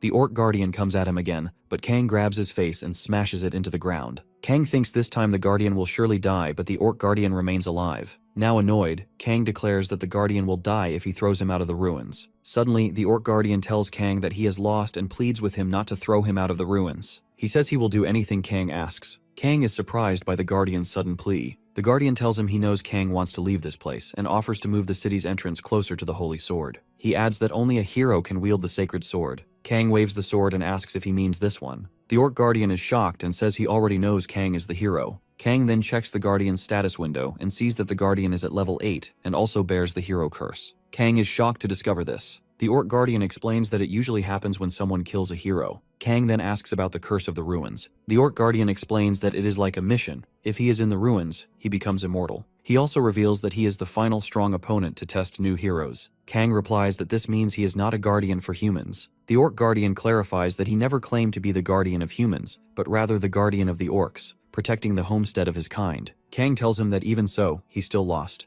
The orc guardian starts crying. Kang comments that even the demon he knows has weak tear glands, but the orc guardian is still challenging. The orc guardian asks Kang if he is leaving. Kang replies that earlier he said he would not let him go. The orc guardian tells Kang that it would be good for him to leave immediately. Kang also wants to leave this place as soon as possible, but he finds it hard to trust the orc. After some thought, Kang tells the guardian to send the humans back. The orc guardian agrees and says that the city should not be known to humans, but admits that he cannot refuse Kang's request. Kang cheers up the humans as they prepare to leave. Everyone remains quiet, and some of the humans support Kang on their way. The portal appears, and Kang feels a sense of familiarity, likening it to when the goddess sends him back. He begins to worry that he could be in danger again. Kang asks the orc guardian if he should return here and what he should do afterward. The orc guardian replies that if Kang speaks to the holy sword, he will hear it. Kang finds the orc unreliable, but the god assures him it is safe. The god stresses again that it is secure, and Kang says he believes her. Kang steps into the portal, and they all pass through to the other side. Kang finds the new place odd. He reopens the portal and sends the humans back to the city. Then, he tells the god that she said this was a safe place. Looking around, he notices pieces of clothing on the bed and remarks that a noblewoman with a holy sword could have lived here. He observes that the holy sword is displayed as decoration on the wall, making him realize that the owner of this room is no ordinary person. The god again tells him that it is a safe place, but Kang grows annoyed. He replies that it means danger will likely come later. The god confirms his suspicion. Kang says they need to leave this place quickly. Suddenly, he notices something is wrong. He sees his bag in the room and becomes curious about why it is there. On the other side, at the Hunter village, Princess Athena is teaching her students. She tells them that the village has recently been in a state of chaos due to many incidents, so they must be careful not to unsettle the residents. The heroes look curious about her words. Princess Athena warns them to be cautious and not to disturb the saintess. Meanwhile, a villager escorts the saintess to the place where an incident occurred earlier. The saintess observes the area and comments that it seems to have been cleared up. The man suddenly bows down and apologizes to her. The saintess explains that she came here because she heard about a mysterious massacre. She then asks the man if it is true that the elder Celeblus was imprisoned here. The man confirms this, and the saintess asks him if he knows the worth of the elder Celeblus. The man looks confused, and the saintess reassures him that it is fine whether he knows or not. She explains that the elder Celeblus is the guardian of the flame. Despite her weakness in direct combat, the animals she raises are incredibly strong, especially the phoenix that earned her the title of guardian of the flame. The saintess goes on to say that disrupting the peace and harmony among humans and fairies is unacceptable, and inducing a war is unforgivable. However, since the person in charge has forgiven the matter, she will not get involved further. The man thanks her deeply. The saintess then asks the man about the person responsible. The man describes him as someone with short black hair, similar to the heroes who visited today. Shocked, the saintess asks for the hero's name, but the man cries and admits he does not know anything more. The saintess concludes that they must now focus on showing the heroes around the village. Her helper notices the saintess is preoccupied, thinking about Kang. The saintess admits that she wonders how Kang survived, but knows it must be him. She says that no matter how many blessings he has, it should have been impossible for him to defeat the gnolls at level 1. She compares him to her heroes, noting that even at their best, her heroes could not handle 2 gnolls at level 1. She marvels at how Kang all alone managed the feat. The saintess wonders which god blessed him since all the gods are currently at the temple. Her helper suggests that if the spirit and the bag's owner are the same person, it confirms the connection. The saintess replies that she can still control the heroes, so it is alright. She considers it dangerous to bring the heroes to the ruins, but decides she won't be caught immediately. She adds that the one who knows Kang's name is dead, and she has concrete evidence. The helper then brings up the tournament information leak. The saintess replies that she already knows about it and is simply pretending not to. She says that managing data is each person's responsibility. Changing the topic, the saintess mentions that hero Jang Myeon does not seem to be improving enthusiastically. She smiles and says she is unsure why Jang Myeon wants to go to the academy, but promises to do her best to prepare her until the tournament. Elsewhere, rain begins to fall, and the students start getting annoyed. Choi observes the situation and notes that it feels too relaxed, like everyone is on a picnic. He sees no reason to worry about the tournament. Suddenly, Choi notices someone standing in the darkness. Alarmed, he tells the other heroes to call Princess Athena, suspecting the gnolls might appear. Instantly, they realize the person in the darkness is hero Han Woo, who appears slightly injured. Choi approaches him and remarks that he looks like a mess. Han Woo, shocked to see them there, tells Choi that his injury is an honorary medal of victory. Surprised, Choi asks for clarification. Han Woo explains that it is a token of success from a real battle, something unthinkable for the others. Han Woo challenges Choi to a duel if he does not believe him. Choi agrees, saying he will show Han Woo the difference in their skills. He draws his sword, confident in his abilities. Han Woo, despite knowing that Choi is at a higher level and possesses the blessing of magic, uses his revenge blessing and resolves not to lose the fight. As the fight between Han Woo and Choi is about to begin, Arya steps in between them, urging them to stop.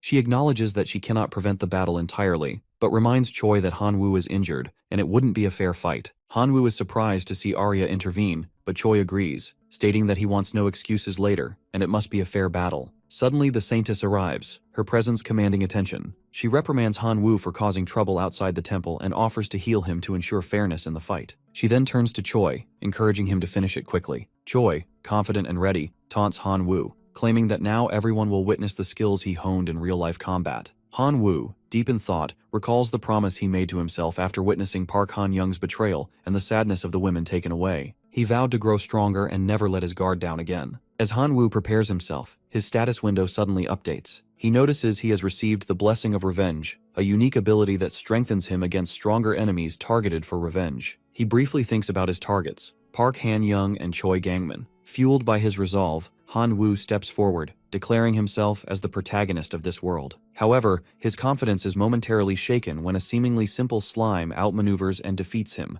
showcasing a level far higher than his own. His status window updates again, revealing a strange curse that limits his growth. Bewildered, Han Woo wonders how such a curse could have fallen upon him, and why Arya, who should know about it, never warned him. Accepting the situation as the protagonist's fate, Han Woo decides to fight through it. As the battle begins, he launches a fireball at Choi, who easily counters with his superior speed and agility, thanks to his blessing of speed. Their powers clash, creating a spectacle for onlookers. Choi acknowledges Han Woo's improvement over the past few days but warns him that his magic is still insufficient. Han Woo, determined to prove his worth, gathers his energy and prepares a massive fireball. Choi dismisses it as an ineffective attack and dodges it effortlessly. However, as the fireball explodes, a second, more powerful blast follows, catching Choi off guard. This display of sudden magical growth shocks everyone present. Choi barely manages to evade the attack using all his agility. He mockingly tells Han Woo that landing a single blow would not guarantee victory. Han Woo, frustrated but resolute, retorts that the fight isn't over yet. As the battle intensifies, Choi's blade begins to glow, signaling an ultimate attack. At the same time, Han Woo charges another massive fireball, pushing his limits. Just as their final attacks collide, an enormous explosion erupts, engulfing both combatants in its aftermath. When the dust settles, both Han Woo and Choi are on the ground, visibly shaken and injured. The Saintess, observing the chaos, orders her helper to clear the area immediately. Though the fight ends without a clear winner, it leaves everyone in awe of the sheer power and determination displayed by both combatants. Nag finds himself in a perilous situation, and is questioning why the Green Guardian would send him to such a dangerous place. Suddenly Cogmos appears, catching Kang by surprise. Cogmos casually remarks that he had initially planned to leave the previous day, but missed the opportunity due to the unexpected arrival of someone he absolutely had to avoid. When Kang asks if it was the Saint who appeared, Cogmos grimly replies that if the Saint had come, he'd already be dead. Instead, he reveals that the person who arrived was none other than Prince Alsus, the first heir to the Swordmaster Kingdom's throne, and one of the kingdom's top 3 knights. He explains that Prince Alsus is part of the second generation of powerful beings, reminiscent of the young days of the Night King,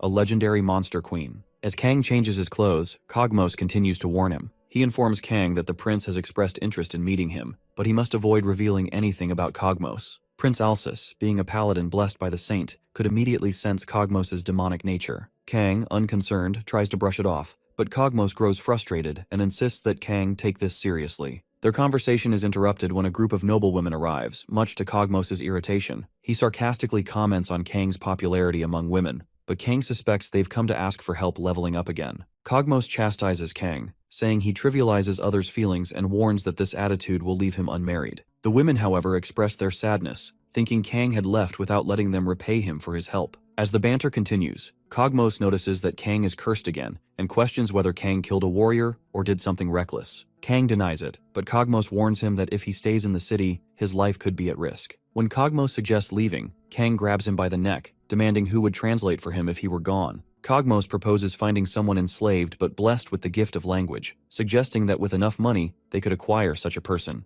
Kang, growing frustrated, accuses Cogmos of plotting to abandon him all along. Their argument is interrupted by the women, who have come dressed elegantly. Cogmos mocks Kang's cluelessness, hinting that the women may have romantic intentions. Kang awkwardly guesses it might be love but is quickly dismissed as naive. When the women suggest they go out for an outing, Kang reluctantly agrees, and Cogmos joins them, deeming it safer to stay near Kang while Prince Alsus is in the city. The group roams through the city, and the women dress Kang in noble attire, leaving him uncomfortable. They eventually arrive at a grand mansion, and Kang becomes increasingly uneasy, unsure of what's happening. Inside the mansion, he sees a figure standing near a window. It's Prince Alsus. Prince Alsus approaches Kang with a warm yet commanding demeanor, addressing him in the universal language, thanks to the blessing of language. He bows respectfully, surprising Kang and the women, and introduces himself. The prince explains that he is deeply grateful to Kang for subjugating the Orc Guardian and rescuing the noble daughters, calling it a great service to the kingdom. Kang tries to brush it off as a natural act, but Prince Alsus expresses his curiosity about the skills that allowed Kang to defeat the Orc Guardian,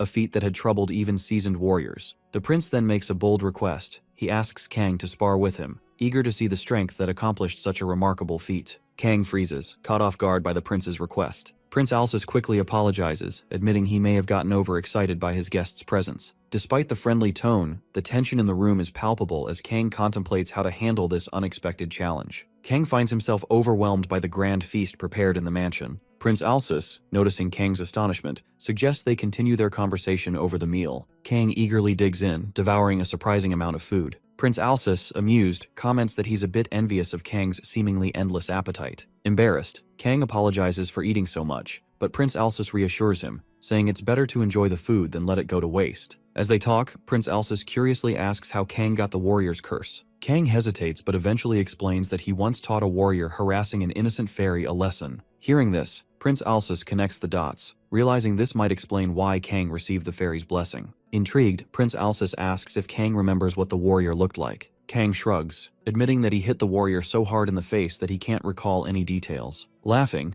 Prince Alsus suggests they could investigate warriors with facial injuries to narrow it down. Prince Alsus then changes the topic, revealing the real reason for inviting Kang. He explains that the kingdom's guild investigations point to Kang as the individual responsible for hunting the most orcs in recent times. Alarmed, Kang asks if he's done something wrong, but Prince Alsus quickly reassures him, stating that Kang has solved a major problem for the kingdom. He explains that orcs from the plains have mysteriously disappeared as if by magic, and Kang's actions have greatly benefited the kingdom. Kang admits that he might have gone overboard hunting orcs, but never expected it to have such an impact. Prince Alsus praises him, saying he's eager to learn more about him. Later that evening, as they exit the mansion, Prince Alsus confesses that his curiosity about Kang has grown. Although he initially planned to end their meeting with a simple thank you for rescuing the noblewomen, he now wants to understand Kang's abilities firsthand. He proposes a friendly duel. Kang reluctantly agrees, thinking it'll be a quick exchange. As the duel begins, Prince Alsus thanks Kang for accepting the challenge, promising to hold back. Kang, unsure of how to handle the situation, decides not to use his holy sword and instead pulls out a small dagger gifted by the fairies. Seeing the dagger, Prince Alsus is taken aback and praises Kang for possessing such a rare and powerful artifact. Kang downplays it, saying he learned to use it through trial and error. Prince Alsus is impressed by Kang's humility and resourcefulness, remarking that Kang's mastery of such a dangerous tool is remarkable, especially at level 1. The duel begins with Prince Alsus allowing Kang the first strike. Kang decides to test his full strength and activates the blessing of outsiders and fairies. A radiant aura surrounds him, leaving everyone in awe.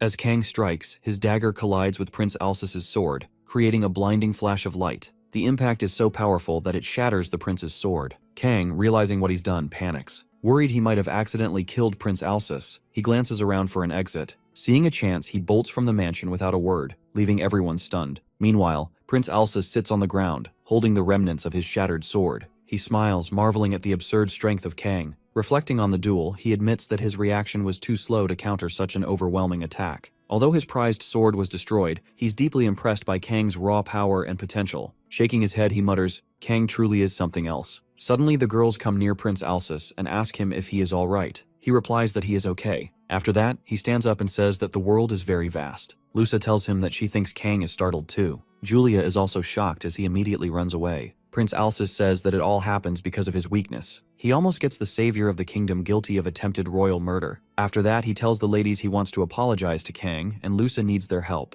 Julia tells him that he would have gone to the motel after this. The ladies are also going somewhere. Lusa tells Prince Alsus to wait for them. Meanwhile, Prince Alsus looks calm and is excited as he recalls when he first learns about the sword from his mother. On the other side, the Saintess returns to her room. She asks the house helper if anyone entered her room without permission today. As usual, he replies that no one did except the inspector and the maids. The Saintess knows that there is an intruder as footprints are on the floor. The house helper warns her and tells her to stay out of there as an assassin might be hiding. The Saintess sees him and asks him if he is telling her that there are assassins who leave behind tracks. After that, she tells them that no one will come in until she says so. She sees that the bag of Kang is also missing. She is shocked. She thinks that out of everything, only the bag is gone. It is okay even if the other things get stolen since they can be replaced, but Kang's bag cannot be returned. She is a little bit worried. She thinks that the clear evidence that God lied has disappeared. A certain bumptious god of goodness asks her what the fuss is about. She replies that Kang's bag has been stolen. The Saintess is worried and says that somebody breaks into her room and steals it,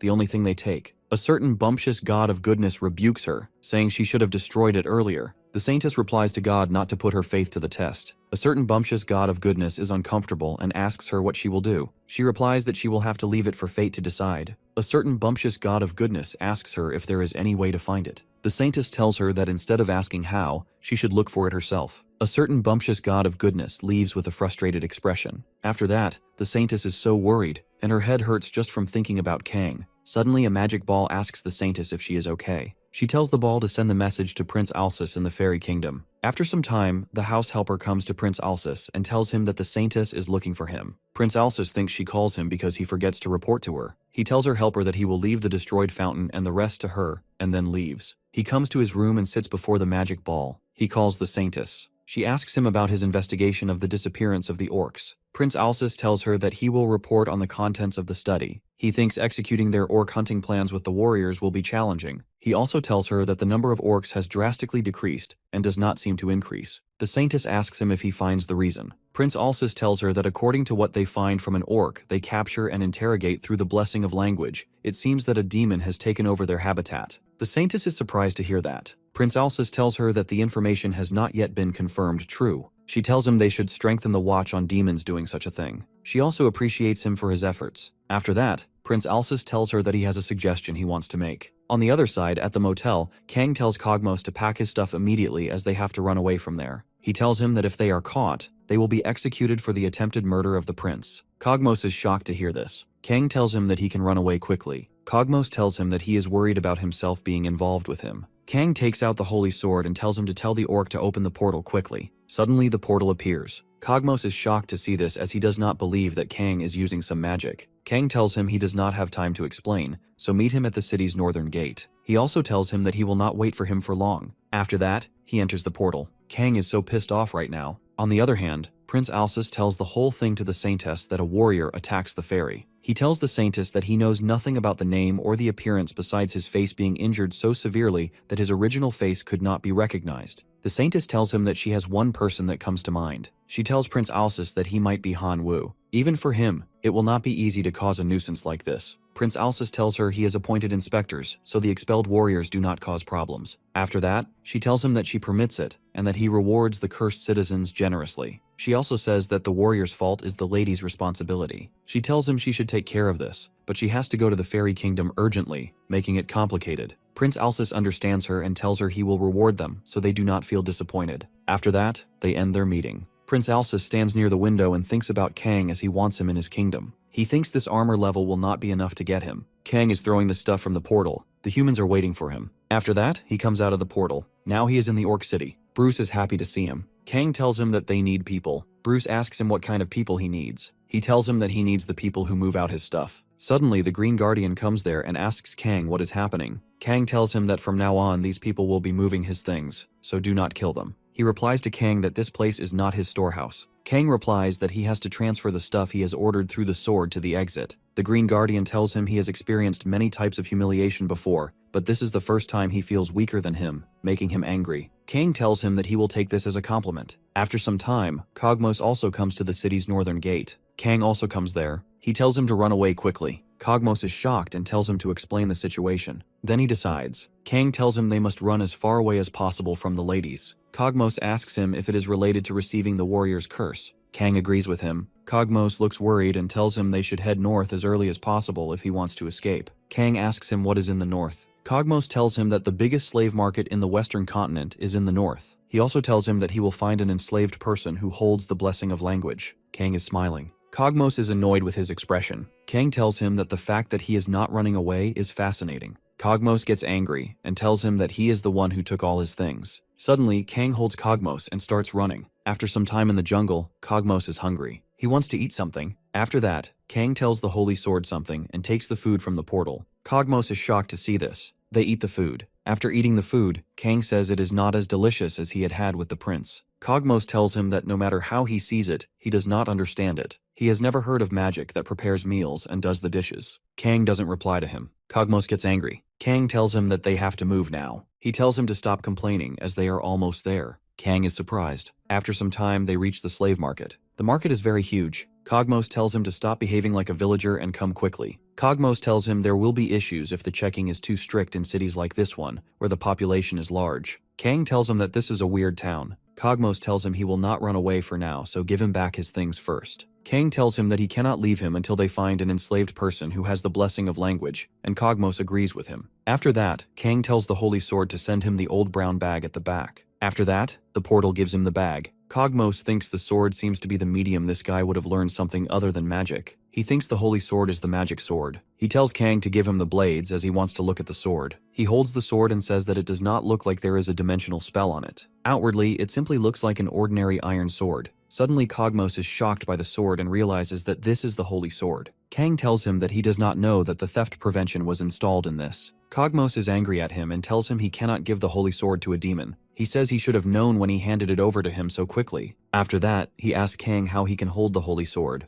Kang replies that this is a defective product. Cogmos tells him the weapon is also a defective product, just like its owner. Kang gets mad after listening to this. After roaming in the slave market, Kang asks him if he is okay as he looks fatigued. Cogmos tells him he cannot be alright before a holy sword. Meanwhile, an enslaved demon is listening to them. The owners in the slave market are selling their slaves. Suddenly Kang says this is turned off. Cogmos doesn't understand him. Kang tells him that he imagined the owner of the enslaved person mistreating the enslaved person and a man of justice saving the enslaved person. Cogmos means that he is saying nonsense and that he doesn't have big expectations from someone like him who almost murdered the prince. He tells him to think normally at least. Suddenly, Kang sees that the man is torching his slave. Kang asks Cogmos what is happening. He replies that it is a classic narrative that produces sympathy. He also tells him that after a performance like that, the weak-minded ones are inspired to buy the enslaved people. Cogmos tells him that looking at that enslaved person, her skin looks so good for someone being abused. Kang is surprised. Cogmos tells him not to fall for it and just come this way. Kang thinks that there are 4 types of enslaved people sold at the market: human, fairy, dwarf, and mermaids. There are little differences in price depending on the kind of enslaved person, but more than their appearance or skills, the most critical attribute was their level. After that, Cogmos tells Kang that since they have no place to go now, they should have a look around here later by themselves. Kang asks him about the destination. He replies that he knows a few shops that only handle the top-end enslaved people. After some time, Kang comes to the inn. There is a fairy there who welcomes him. Cogmos tells her that he is looking for an enslaved person with the blessing of language. She asks him about the level of the enslaved person. Cogmos tells her that the rest doesn't matter. He wants an enslaved person with the blessing of language. Suddenly Kang speaks up and says that the enslaved person should be one who will be able to follow him through his journey. Cogmos tells him that this kind of enslaved person does not exist, but he will try. The lady means that they have one enslaved person. Cogmos is shocked to hear that. He tells Kang that he already buys the enslaved person who will be suffering because of him. After that, the lady takes them to the enslaved person. After reaching there, Kang sees that there are some top-end enslaved people. He asks Cogmos why they didn't run from here. He replies that all enslaved people carry a person's curse or mark on them without exception. He also tells him to see the status windows of the enslaved people. After that, the lady shows them the enslaved person. She is a beautiful lady but a demon. Kang finds her fascinating. It is rare to see a monster who has fallen to be a slave to humans. Kang makes fun of him and tells Cogmos that he ordered an enslaved person who is just like him, and the only one who can satisfy that condition is a demon. Cogmos says that he wants to buy this enslaved person. Cogmos is counting his money. On the other side, Kang asks the enslaved person how she ended up becoming a slave. She replies that there was a man who was more precious to her than anything, but he doubted her love for him, and so she consented to be his slave. Kang finds this story interesting. Meanwhile, God is annoyed with him. On the other side, Cogmos finds it a sad tale and cries. Both the Lady Demon and Kang are watching him. Suddenly, the Lady Demon asks her master to get rid of this insect as he dares to look at her lightly. She feels like ripping his eyes out. After that, Kang tells the Lady Demon that they have to go. She asks him if it is okay without proper confirmation. He replies that it is okay since they already confirmed it from her status window. Her name is Dialoka, level 27. She has many blessings with 3 curses. Dialoka is a little bit pissed off. She tells him not to take it weirdly. It is because of the blessing of an enslaved person. Suddenly, she comes near him and tells him he can order her to translate next to him. She tells him that the reason she is obeying him, an inferior human, is to be commended. Instantly, Cogmos tells him that he will not simply spare him if he tries commanding her to do something weird. Dialoka tells Kang to give her a command to kill him. Kang tells him that he has not killed him yet. Kang thinks that he should buy some other enslaved people. After some time, he purchases many enslaved people because they are cheap. Dialoka says they all have low levels. It is a blue-collar job. After that, Kang creates the portal and tells his slaves to enter the portal one by one. Suddenly, Cogmos comes near him and tells him he wants to tell him something. He tells Kang that he has changed his mind, and from now on he will accompany him. Suddenly, an arrow hits Cogmos' head and he falls. Kang is shocked. Dialoka tells him she wants to do it, but someone else seems ahead of her. Kang says that getting attacked in broad daylight makes this world fascinating. Meanwhile, someone is shooting arrows at them, causing everyone to get frightened. Kang finds it troublesome, realizing that people will gather at the scene. Dialoka tells him that these are slave thieves and explains that a rumor has spread about a level 1 guy buying many enslaved people. The guards also arrive. Dialoka asks Kang if she should kill them. He tells her it doesn't matter to her since she's enslaved, but emphasizes that her being a demon should not be found out. He suggests they escape the city. After some time, they are in the jungle. Kang takes Cogmos aside and tells him to get a hold of himself, reminding him that he cannot afford to be weak. Cogmos admits that he has never been this close to getting assassinated and had let his guard down. Dialoka comments that it means he has been living defenseless all this time, depending only on his healing power, and calls him weak. Cogmos gets angry. Kang notices bloodstains nearby and suddenly sees Dialoka preparing to attack him. Kang grabs her hand, telling her that she thinks he's straightforward. He uses his nullification power and cuts off her hand. Dialoka is shocked and asks if he is a level 1 player. Kang simply asks what if he is not, and adds that it seems she's been underestimating him just like Cogmos. She charges at him to attack, calling him human, but Kang is ready. He tells her that now he will show her his absolute master's powers. He jumps and punches her repeatedly. Dialoka smiles even after being beaten up,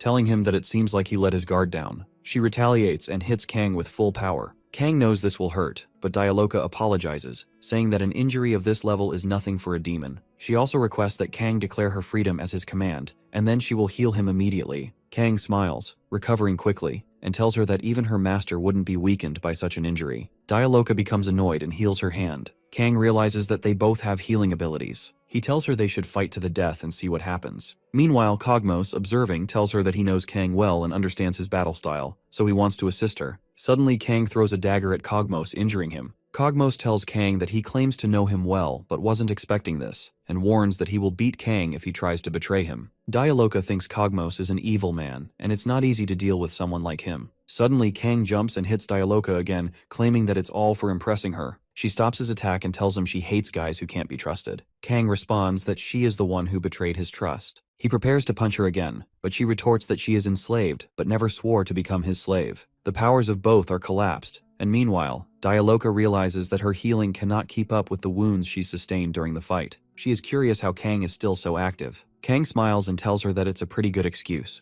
Kang strikes Dialoka again and a blast occurs. He tells her repeatedly that she cannot defeat him, asserting that there is no chance for her to win. As he punches her, he notes that while she claims not to care about her body, she is proving to be more challenging than the orc from earlier. Suddenly, wings appear on Dialoka's body, and Kang is shocked to see this. He prepares to punch her, believing he can knock her down before she has a chance to fly. However, Dialoka jumps instantly, and Kang is surprised to see her flying. He thinks that despite her ability to switch between attacking and healing, she seems fatigued. Kang, confident in his ability to defeat her, activates his blessings of fairies and outsiders. He believes that Dialoka is not as great as she seems. Meanwhile, Dialoka decides to end the fight with one final blow and descends to attack Kang. He is ready to finish the battle, but she hits him on the head with a powerful strike, causing a huge blast. After some time, Kang regains consciousness and feels regret, realizing that he has lost to her. Kang is disheartened, and God asks him if this loss was expected. Kang tells her that it was an irresistible force that he couldn't counter. Dialoka then appears, asking if Kang is okay and suggesting that he should get some new clothes. Kang questions why he should give her new clothes, but Cogmos steps in, offering to get her some clothes that suit her better.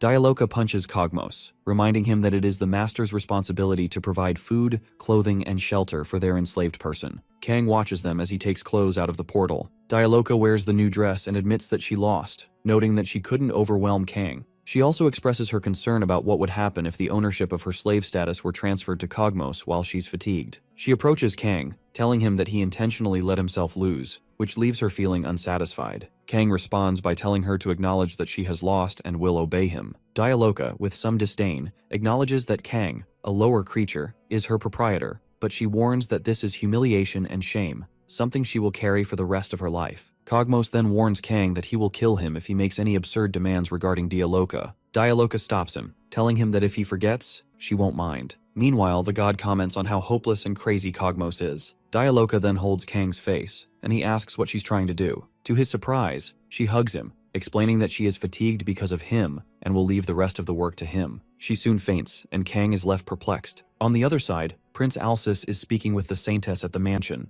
The Saintess informs him that the orcs in the plains have been eradicated, and another lady mentions that the number of gnolls drastically decreased in the forest, just like the orcs this time while holding a slime. The lady asks the Saintess if she came to search for her for this issue, but the Saintess replies that she is not here for that. Meanwhile, Celebliss wonders how Kang is doing. The Saintess listens as Celebliss tells her that she wants to find the stolen items and the culprit. The Saintess replies that she indeed wants this. Celebliss informs her that she will not be seeing the culprit. She places her hand on the slime and tells the Saintess that she will try to request this friend's cooperation. The Saintess excuses her for the question and then asks if this friend has such an ability. Celebliss laughs and assures the Saintess not to worry, stating that mauling is a special slime. She explains that this friend is not mauling like the other slimes, but it is mauling. The saintess tells her that she cannot understand anything she is saying. Celebliss responds that she will understand when she sees Mauling's power. Celebliss asks the saintess where the clues are to finding the culprit. The saintess replies that they are currently at the scene of the crime. She also instructs her to find the thief who intruded into her room. Sis is shocked to hear this. After that, Sis tells Mauling to reveal the intruder's identity. Mauling smiles. The saintess asks Celebliss what Mauling is saying, thinking that she cannot interpret it through the blessing of language. Suddenly, Celebliss speaks up and tells the saintess that according to Mauling's explanation, the intruder has run away using the holy sword hanging on the wall. The saintess now realizes that this is the worst possible outcome, as the warrior is the culprit. She looks worried. She tells Celebliss that it seems like she has already guessed the culprit and thanks her for the help. She asks if there is anything she can help with as well. Celebliss tells her that she plans to join a magic institute this time, and that it would be nice if the saintess could help her at that time. The saintess is surprised and tells her that it looks like she is saying that she will be taking office as a professor in the Magic Institute. Celebliss confirms that she is right. She explains that during the last incident, her level was lower than that of the soldiers, so she could not do anything. She then tried increasing her level through hunting, but realized it did not suit her due to her nature and reluctance toward wars. Despite living for thousands of years as a member of the Fairy Kingdom, she is only level 12. If she obtains the teacher title, she can gain experience without battles, making it the best choice for her. The saintess tells her that she understands, and that she will try her best. On the other side, in the city, Han Wu looks happy. He says that despite the gap in their levels, he will completely trash Choi Gangman the next time they meet. A certain god appreciates him. He feels happier as the god compliments him. After that, a merchant master arrives with some stuff and tells Han Wu that he has brought his ordered objects. Han Wu is shocked to see the stuff. The merchant master tells him that it is just a token of thanks to someone who will save the world. Han Wu replies that he still thinks that is too much for him. After that, he tells the merchant master that he wants to ask him something. He asks if there is a dungeon nearby that no one has conquered yet. The merchant master replies that there is no dungeon nearby. Han Wu thinks that they just have not found one yet. It does not make sense for dungeons not to exist when warriors grow. Suddenly, he notices that many people are gathering a little distance from him. The people are saying goodbye to someone. Han Wu also goes there. Suddenly, he is shocked to see the person. She is Celebliss. Han Wu finds her incredibly pretty. He does not know anything about her. Meanwhile, Celebliss apologizes for creating a fuss. She says that she has not come here to seek revenge, so they do not need to worry. At the same time, Han Wu is curious about why she is here. After that, a new mayor arrives. Celebliss asks him if the basement is still the same. The mayor shows her the way to the basement. Meanwhile, Han Wu watches them and thinks that this has to be the heroine event. Suddenly, Celebliss notices him. Han Wu smiles and asks her if she has something to tell him. She replies that she does not understand the purpose of asking those questions. After that, he suddenly asks her if she is married. She replies that she had planned to get married, but she stopped. Her knight also stopped her. She is a little bit pissed off and tells the mayor to go. Han Wu realizes that she has had some incidents that she cannot explain. As a protagonist, he thinks he should help her. After that, he goes somewhere and says that there is no need to hurry since there are many things he does not know about her, so he should do some investigation. At night in the temple, Prince Alsis talks with the heroes. He tells them that as they might already know, the warrior's goal is the Demon King's subjugation. To achieve that, they must first mobilize all methods and ways. He tells them that this tournament is the same as well. After that, he shows the heroes the plan. He tells them that they left many orcs free in the area marked by red lines. This tournament's assignment is to hunt an orc and check the tag on its ankles. The heroes are curious about the assignment. Prince Alsis raises his hand and tells them that whatever method they use does not matter. The winner is the one who brings back the most of these tags. He tells them that the tournament's grand prize this time is the warrior's holy sword, which is one of a kind. Meanwhile, Choi is excited to win this tournament to beat Han Wu. On the other side, Han Wu analyzes his status window in the city. He thinks that it would have been nice if there were save points. He says he cannot be admitted to the academy because he does not have a warrior's post. He remembers the conversation with the knights earlier. One of the knights tells the other that they are assigned as an escort there. His fellows tell him that the warriors are getting admitted into the magic academy. The knight tells his fellows that even the fairy elder will work as a teacher. Han Wu imagines his future, where he will give Celebliss a love letter. One day, she will come to him and tell him it is unsuitable for the teacher and student relationship. He will reply that he does not mind trivial things, and they will hug each other. At present, Han Wu decides that he can go back to being a warrior, and that he will go to the Magic Academy as well. Everyone is shocked to see Han Wu at the temple that night. Prince Alice asks him why he is here. Han Wu tells him that he will participate in the tournament too. Prince Alice tells him that a person who is not a warrior cannot experience it. He replies that he will return to being one, as his skill level should be enough. Choi Gangman is angry to see him there. Meanwhile, Prince Alice also notices him. After that, Prince Alice tells Han Wu that he heard the news that he had been considered an equal to warrior Choi Gangman,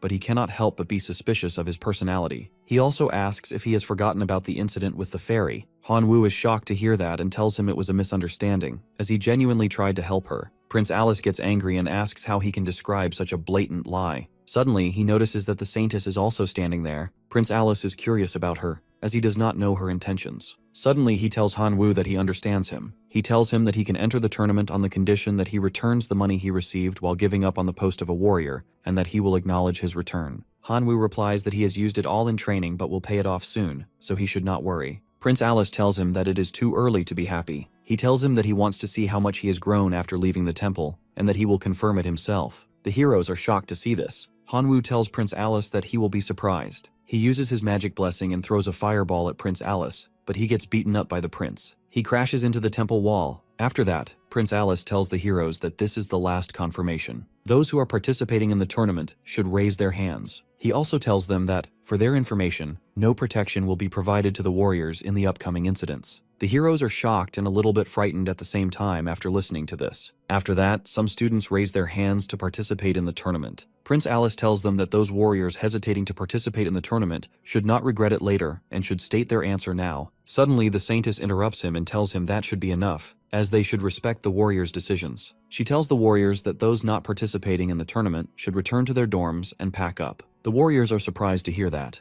They do not understand what she means. The Saintess tells them that they are planning to intensively sponsor the warriors with courage and determination, which is part of the selection. Suddenly, all the warriors raise their hands. The Saintess smiles and says that a real warrior must have true courage. A warrior who only seeks profit is no different from a mercenary. Suddenly, one of the warriors says that the winner has already been selected. He says that it is not that they lack courage or determination. The Saintess replies that they do not need warriors who look at reality and avoid fights. After that, the Saintess tells them that those standing here have passed round one of the tournament. She wishes them God's blessings for the next round.